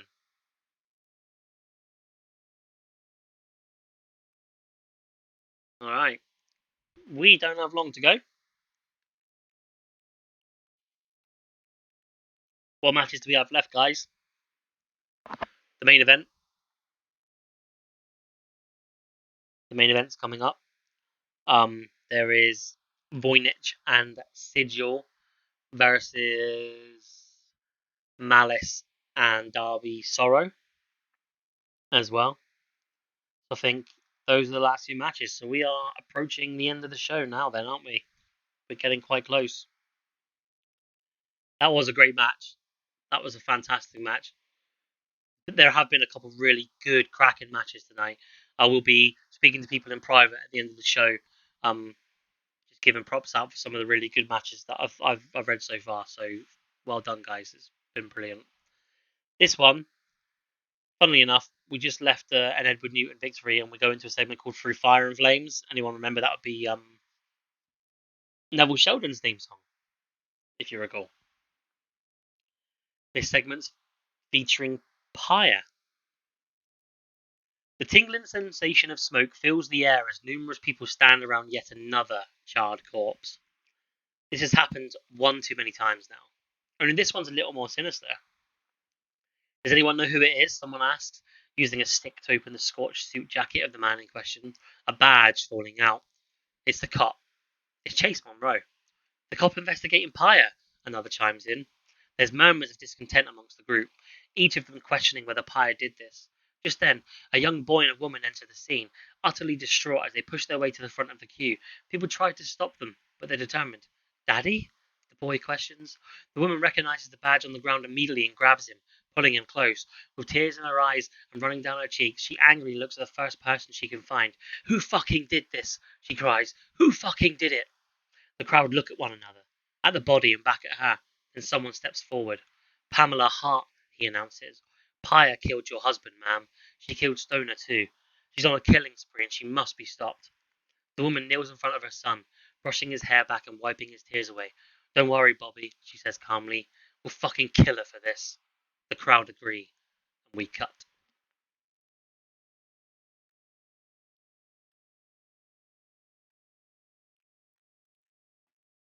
One too many burnt bodies now, and Pyre is about to be hunted for it. A cop is dead. Stoner's dead. One too many people have died, and we'll see how that plays out. But not before we head to another world title segment called Snake Bitten. Simon cuts a lonely figure as he stands in the depths of the slaughterhouse. The brooding taskmaster is preparing for the biggest opportunity of his life, especially considering he's only been alive since Ring of Dreams. Hiding? A rising voice calls from afar. Simon scowls as Viper Roberts enters the scene, the OSW World Championship slung over his shoulder. Preparing, Simon responds. Calculating, ensuring that there are no factors out of my control. The champ grins. Does that include an alliance with the Sandman? Simon raises an eyebrow. Don't play coy, old friend, Roberts continues. I have little doubt that our dreaming friend has attempted to form an alliance with you. Sure, formidable as he is, only answers to money, of which the Sandman has none. All he wants to do to me is take what I've earned. He pats the strap. Simon eyeballs the goal before making eye contact with Roberts, and that leaves me, the Taskmaster finishes. My alliances are hardly your concern, Roberts. You and I have worked together in the past, but that didn't stop you from forming an alliance with bad motherfuckers on the side. Out of the darkness behind Simon, eyes slowly appear. Snakes. Robert's loyal snakes surround Simon, letting Viper close the circle around him. The Taskmaster is unshaken. Our partnership ended, Simon says, unafraid. Sandman approached me with another. Depending on the sway of the match, alliances will form and break, but rest assured that my goal will always remain the same. And that precious gold, and it's that precious gold you wear so brazenly. The head snake nods in response, taking in Simon's declaration. I admire your spirit, the champ says, but you're standing in a tall field of grass. You've got your eyes on the predators stalking you, but don't forget about the serpent slithering through the grass that you cannot see. To be snake bitten is a fate worse than death. I will never forget you, Simon says, full of steel. We'll see, Viper responds, nodding to the snakes. As they walk away, Simon allows himself the tiniest of grins, and we cut, ready very soon for an epic Fatal 4-Way OSW World Championship main event here at Lost Tapes II. Could go any way.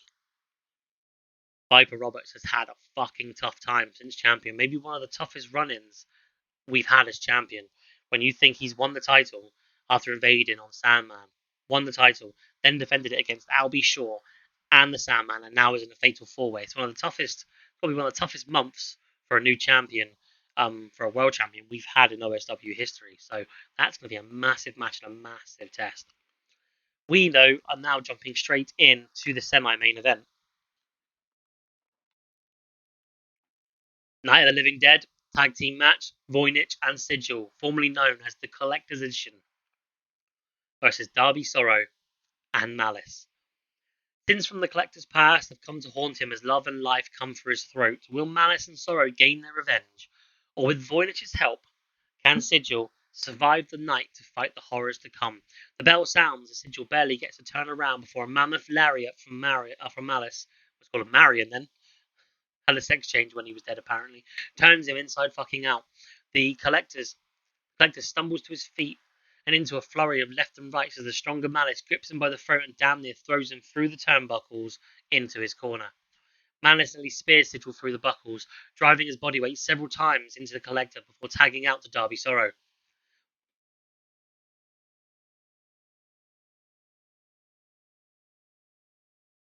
Sorry, guys.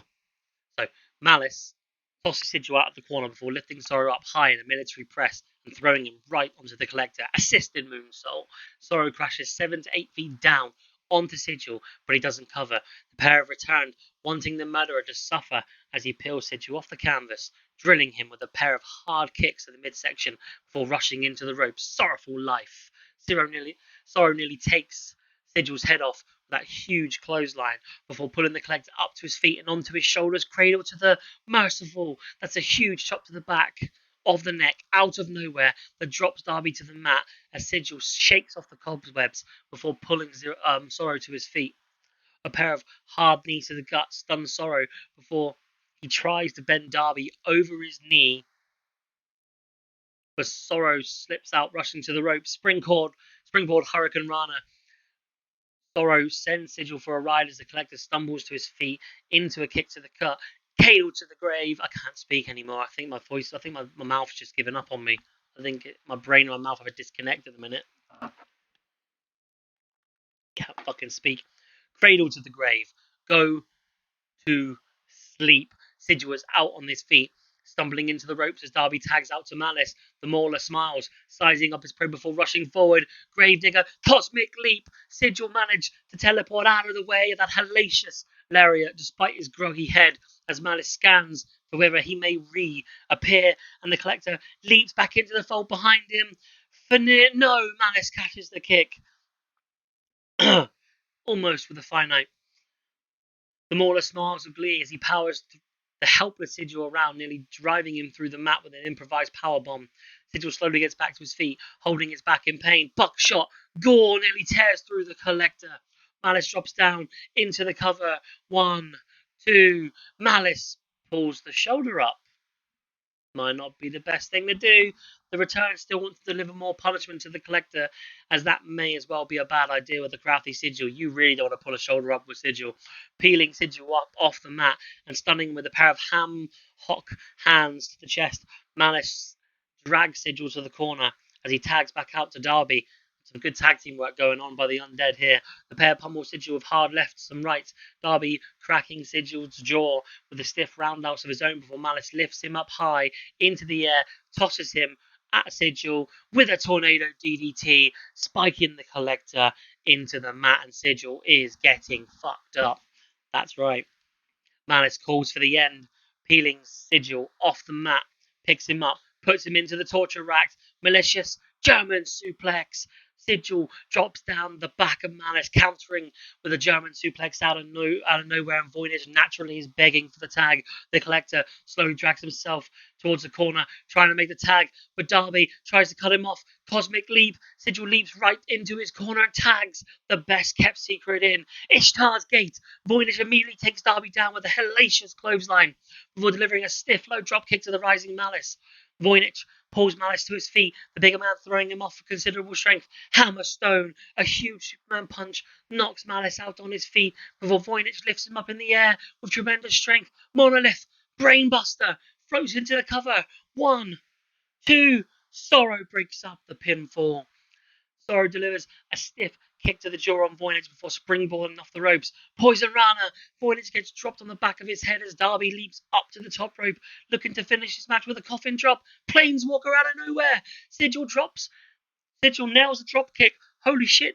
out of Zorro, sending him flying him across the ring, pulling Voynich to his feet as the former partner stared down the slowly rising Malice. Vigil. Vigil.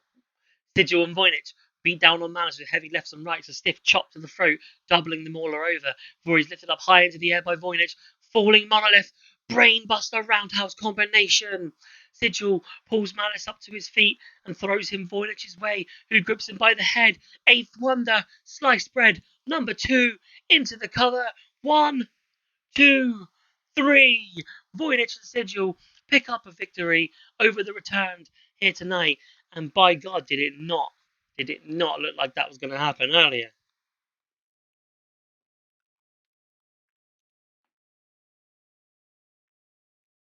So your winners, Voynich and Sigil. We are running hot. I think there's one more segment than the main event, and then maybe another segment. So about three away from the end of Lost Tapes 2, folks. Hope you enjoyed yourself so far. This segment is called the Monster Mash. The Monster Mash. It's essentially a segment featuring various members of the roster. With Malice and Sorrow, I always say Sorrow. When I say Sorrow, it sounds like I'm saying Zorro, but I don't know. With Malice and Sorrow, having been defeated by Sigil and Voynich, the undead begin swarming the ring from every which direction. Edward Newton, the Forever Friends, Tyler Brooks, Scrimshaw, every member of the undead that has been haunting and chasing the OSW roster has swarmed the ring to maul Voynich and Sigil. Only here comes the OSW roster to the rescue. Albert Shaw, BMF, Seesaw, Two-Face, Corvus, it doesn't matter who they are or who they hate, they've come to rid old school wrestling of this menace. As the brawl begins overtaking the ring, the returned appears in the middle of it. He grabs Sigil, slamming him back into the corner. You think you can stop my undead army? He growls angrily. The collector doesn't say anything as Voynich charges in from behind with a steel chair, shot to the head. Another, but the returned is barely phased. He turns, grabbing Voynich this time by the throat.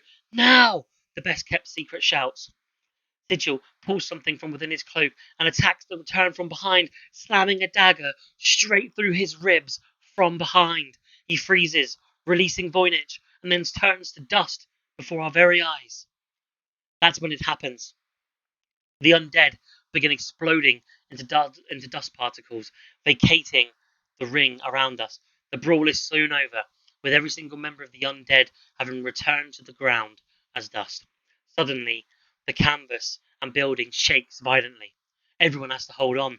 They reach for the ropes, the barricades, or the ring posts, doing their best to stay on their feet as dust falls from the rafters, then stops. What was that? Voynich queries, heading back to the center of the ring, where he's met by Sigil. The collector shrugs. Slice? What the fuck? Sigil just... Oh my fucking god! No. Please, no. Blood pours from the throat of Voynich. He clutches at it desperately, turning around with betrayal in his eyes to see that Sigil has just slit his fucking throat. Everyone looks stunned. No one can believe it. Voynich falls to his knees, spewing blood all over the ring as the collector opens a portal and callously slips through it. Voynich trusted him to end this, and together they did, but the reality is that he couldn't be trusted. He can never be trusted. Voynich wanted to stop Sigil, so that utter fucking bastard cunt made sure he'd never get in his way again. Eyes don't leave the ring, not from anyone outside or inside of it, as Voynich bleeds out, taking his last breath and dying in the middle of an old school wrestling ring. And we then cut.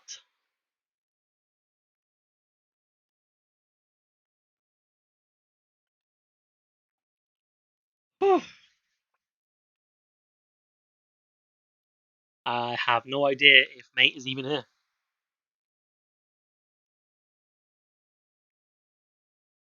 But a big old moment, and not to be forgotten in the story of this as well is the returned. A terror has been destroyed. Voynich and Sigil work together to destroy the return. They put the undead back in the ground. The undead are gone. The horror, the nightmare, the Halloween nightmare is now over. But unfortunately, Voynich was murdered in the process. He trusted Sigil. He trusted him, probably against his better judgment, and paid the ultimate price for it.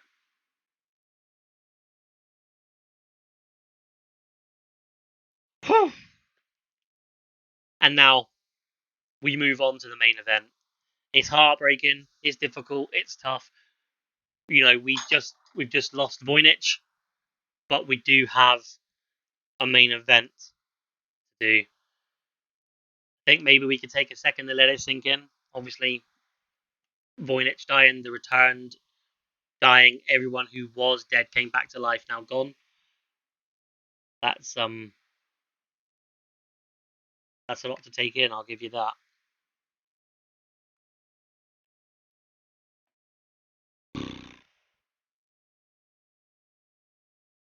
I think it's probably fair to say Sigil has an idea.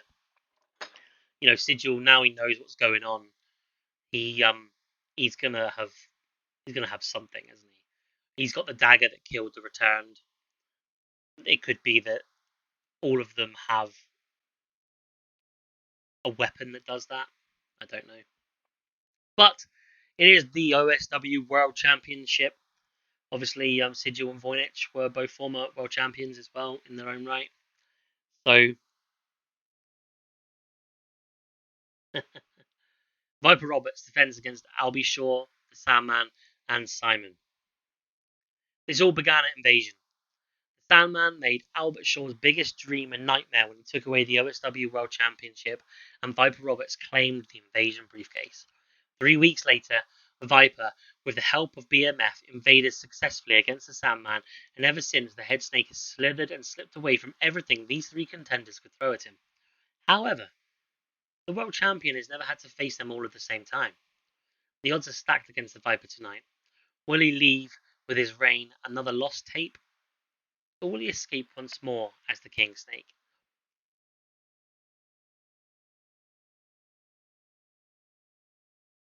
Okay, we've got a few ring entrances. I'm gonna probably just skip on past the ring entrances if nobody minds.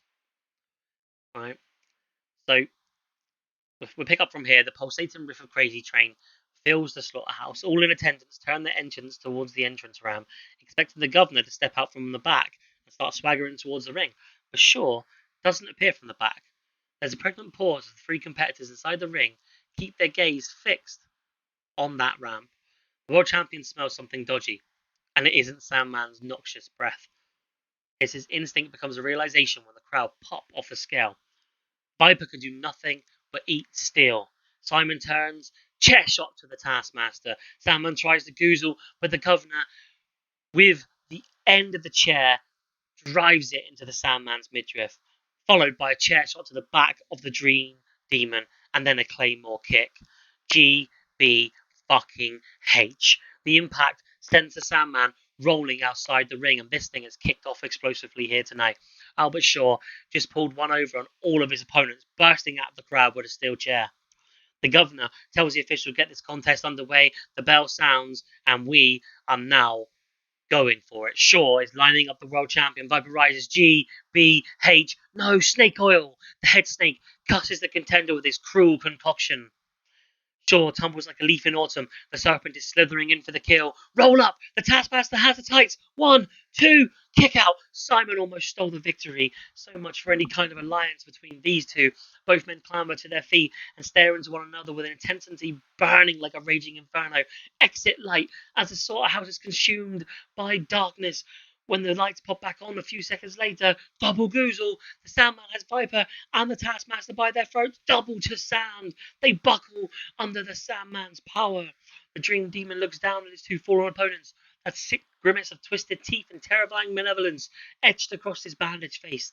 He senses something behind him and turns to find Albert Shaw. The governor wipes the last of the Viper's greasy gunk from his brow and puts up both fists. Let's have it, you fucking slag! The deranged looking insomniac cockney enforcer spits. The Sandman's grimace twists further with unearthly horror as he steps towards the former convict. Shaw lands a big right, but it barely halts the Dream Demon's movement. A couple of snappy jabs from the Governor, followed by a stiff right and a left hook that would have flattened the mortal members of the roster, but the Sandman is still on his feet. He's hurt, and his vertical base remains intact. The convict transitions from the sweet science into something more agricultural. Elbow strike after elbow strike, forcing Sandman onto the ropes. The elbows are flying with a relentless flurry. At least in this all-out assault of brutality, snitches get stitches. The Sandman is wobbling, staggers into a corner, propped up only by the turnbuckle. Shaw has the Dream Demon literally on the ropes, but he can't take advantage, halting like a bird with fatigued wings. The Governor has not been sleeping as of late, and it seems like he's all gassed out here. The Sandman has regained his composure. Shaw charges in, looking for that signature Claymore kick. Denied. It was a tired-looking effort, and Shaw winds up straddling the top rope. Running clothesline, the Sandman sends him over the top to the concrete floor. Sandman turns his back on Shaw, but he's grounded. Chop block from Simon. The Taskmaster is recovered and immediately goes to work on the down Dream Demon. A hard stomp on the knee is followed by a big knee drop. The Walking Nightmare is left to clutch his assaulted knee. Simon feels a hand on his shoulder, but as Viper tries to grapple the Taskmaster, he spins. Gambit, the spinning flat fist, has the world champion stumbling backwards. Simon wastes no time. Simon Plex. The Taskmaster doesn't even bother bridging. He should, but he doesn't. He wants a job done properly, looks in to lock the checkmate, but Viper rakes the eyes. The world champion is quickly to his feet and pounces like an apex predator, sensing a weakness in its prey. Repeated knife-edge chops to the chest, diminishing Simon's respiratory powers. An Irish whip into the ropes, and Roberts drops the Taskmaster with a Harley Race running high knee. The head snake unbuckles his belt and holds it aloft to signal what's coming for the Taskmaster, and then starts tanning the hide. Viper rains down blow after blow on Simon, tearing both cloth and skin. The assault only ceases because the world champion spots Shaw climbing back onto the apron. The Viper wastes no time, wrapping the belt around Shaw's neck and hot-shotting the convict straight on the top rope. Now Viper turns attention to the Sandman, but the Dream Demon catches the swinging arm by the wrist and squeezes with a power even a head serpent cannot resist, forcing Viper to drop the belt. Then a headbutt that lands like a granite block between Viper's eyes. The disorientated world champion is scooped up by the Dream Demon. End of days! Sandman puts Viper into a deep sleep. He covers. 1, 2, 3. No! Simon with a leg drop from the top rope. And Albie Shaw is up there too. Macho Man flying elbow to the heart of the fucking Sandman. Now the Governor and the Taskmaster square off. Shaw wants a brawl, but Simon counters the charge with a drop toe hold. That's 4, and quickly locks in the checkmate figure 4 leg lock. It isn't long before the pain receptors inside of Shaw are going into overdrive. He's in agony and he's writhing. He can't handle it much longer. He is going to tap out. But in his peripheral vision, the ex-con catches a glimmer, a sheen, the reflection of light off the OSW World Championship belt resting on the timekeeper's table. This is what they're fighting for. This is what they endure everything here for. And quitters don't get to wear that belt. Shaw feels a pulsation of power penetrate into the pores of his body, pushing away the pain and filling him with fortitude to force the momentum against the Taskmaster. The Governor twists his hips and reverses the pressure onto the interrogator. Simon has no choice. He has to tap out. He does. The Taskmaster is slamming his hand against the mat. We have a new OSW World Champion. Or do we? Simon is still tapping, but there's no bell. Sandman is in front of the official, breathing something into the latter's face, putting him into a state of hypnosis.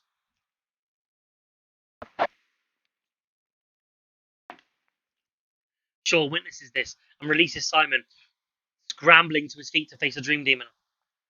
Clicking the referee out of his reverie. But out of nowhere comes Viper Roberts, flattening Shaw with a massive punch, a punch assisted by brass fucking knuckles. The head snake ducks under a big swinging arm of the Sandman and unfurls a flurry of body shots. The Dream Demon is doubled over the impact. Oh, to the snake! Has Viper got this? 1, 2, kick out. The Sandman lives. Viper Roberts lifts Sandman off the mat, then hoists him into the air, twisting vertical suplex into the Hangman's DDT. Kill it with fire, but the fire is extinguished Low blow from Simon before Viper could ever hit that DDT. Now Simon mounts the world champion with a sense of purpose, and Usurper, committing regicide, would feel he's beaten the living shit out of the Viper. This is a fury we haven't seen from the Taskmaster, but he's doing it all the same, and in the name of becoming the best in the business. The head snake is beaten to a pulp. He's exhausted. He can barely lift his head. Can Simon deliver the final word in this contest and kill it with fire? Curb stomp, Claymore kick. Albie Shaw commits GBH. Claymore kick to Simon, and he is fucking denied. But can the governor claim the title? He covers. 1, 2, 3. No. Shoulder up somehow. Simon's king remains on the board. Albie can't believe it. He's on his feet, urging Simon back up for just one more move. But he's blindsided by the Sandman to Sand onto the top turnbuckle. The Sandman may have just killed the governor. A totally shattered Sandman almost faints over Shaw. 1, 2, 3. Is the Sandman a 3-time OSW champion? No, because Shaw kicks out at 2.9999999999999. He couldn't have been any closer. All four competitors are down. But amidst the wreckage, it is a Viper who gets back to his feet. He's covered in blood from the vicious beating delivered by Simon. The world champion has been on the back foot for much of this match, but here he is, still slithering, surviving against all odds because no one has cut the fucking head off the snake just yet. They prefer to hunt, but not even a hungry snake will turn away from a meal of carrion. Viper drops down over the prone body of Simon. It's a passive act as Roberts is unable to summon the energy for a dominant pose.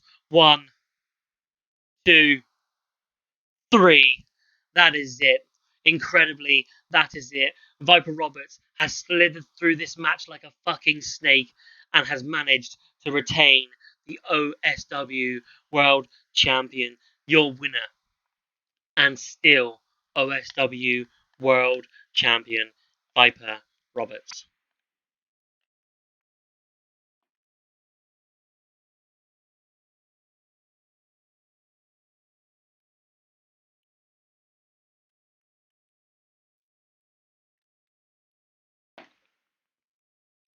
Yeah, it's a difficult week, isn't it? Because you don't know what's going to happen in terms of the horror promos and who might also be on a run on the normal promo scale, so on what we do normally here, the themes and stuff.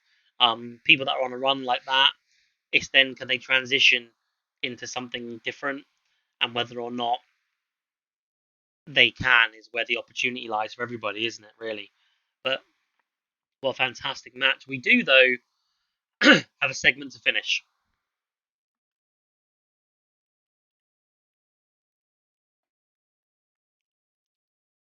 It's called The End.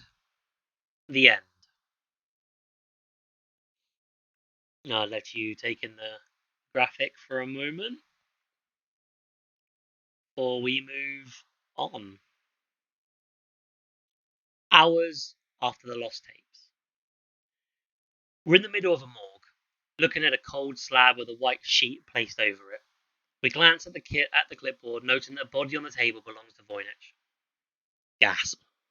Suddenly, abruptly, and without warning, there's a gasp accompanied by the white sheet whistling through the air. Voynich sits up, holding his throat, now stitched shut. Relax, an ominous new voice says calmly. A figure walks in from the shadows, being carefully joined by two more that appear as if come out of nowhere. My name is the Endless, he says, taking a seat on the edge of the slab. I'm the last terror, and it would appear that your luck is in, young man. It's clear to Voynich now that the two beside him are the warped in the darkness. He doesn't say anything, he just looks at them. Don't try to speak. It'll be a while before your wounds have healed. He cut through your vocal cords, you see. They'll be back to normal in no time. The best kept secret's eyes dart back and forth. He has questions, but no means to ask them. My resurrection means that the cycle of death will exist in old school wrestling until I am no more, he announces. Fortunately for you, I arrived before you were killed, and therefore the cycle began. Whilst I am here, humanity can be killed in perpetuity, frequently to respawn. The darkness chuckles at his brother, impressed by his endless power. The Endless meanwhile placed a gloved hand on the cheek of Voynich, caressing it. "You were responsible for the death of our brother," he says softly, "and now we mourn once again. But it isn't you we want, Voynich. It's the man who killed you. That aligns our purposes, does it not?" Voynich reluctantly and slowly nods. "Remember that," the warp chimes in with a twisted grimace. "Remember that." And we cut, ending the Lost Tapes.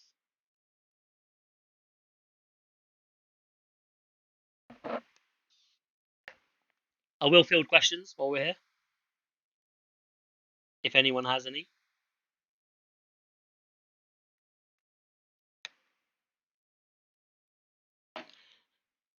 So after the returned died, you noticed the ring shook and there was like an earthquake. Well, that was the resurrection of the Endless.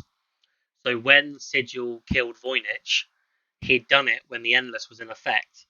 Now the Endless, whilst the Endless is in effect, everybody can kill everybody and they will resurrect. They will feel every ounce of the pain of dying, only to return to life once again. So Voynich would have felt every ounce of the agony of not being able to breathe, of his throat being cut, but now he's alive again.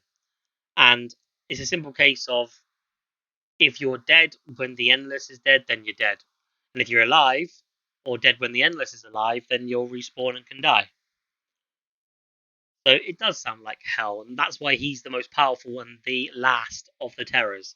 The darkness makes everyone darker.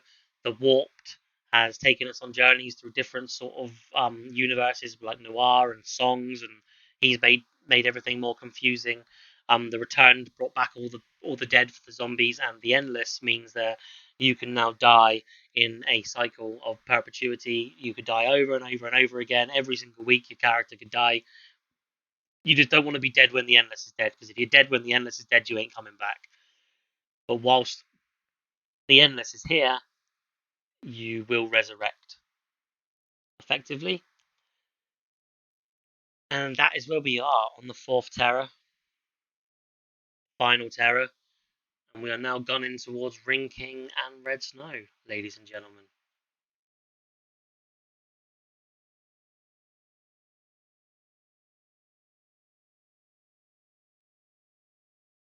So, for those here who may not know who we are, what we do, you can find us at weareosw.co.uk or weareosw.com. We are a wrestling website, a roleplay creative writing website. So if you're interested in that sort of stuff, please do come by, check us out. We deal obviously in high fantasy, sci-fi, supernatural, action, drama, comedy. We do the lot. But if you like wrestling and you like writing, then the OSW is a place that could be for you, especially if you have the right attitude, the right mentality. It should be a lot of fun. So if you want to come check us out, come check us out. Even if it's just reading a few shows, come read some shows. We will be back live for Ring King in 3 weeks or so time. It'll be Mike Lane hosting that. That should be incredible, because 3 weeks after that, 4 weeks after that, we head to Red Snow, which is our WrestleMania, Red Snow 7. It's going to be epic. The card will go up tonight, because I've already got it. I just need to paste it over. So the card for 250 will go up tonight. It is a Ring King based event. Obviously, a lot of matches for Ring King on that. So that is where we'll be going.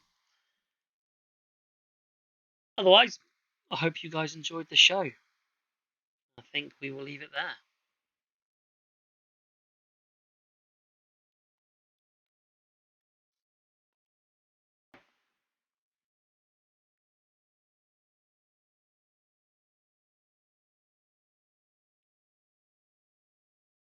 All right. I will talk to you guys in Discord. And yeah, I'll see you there. Thanks for coming.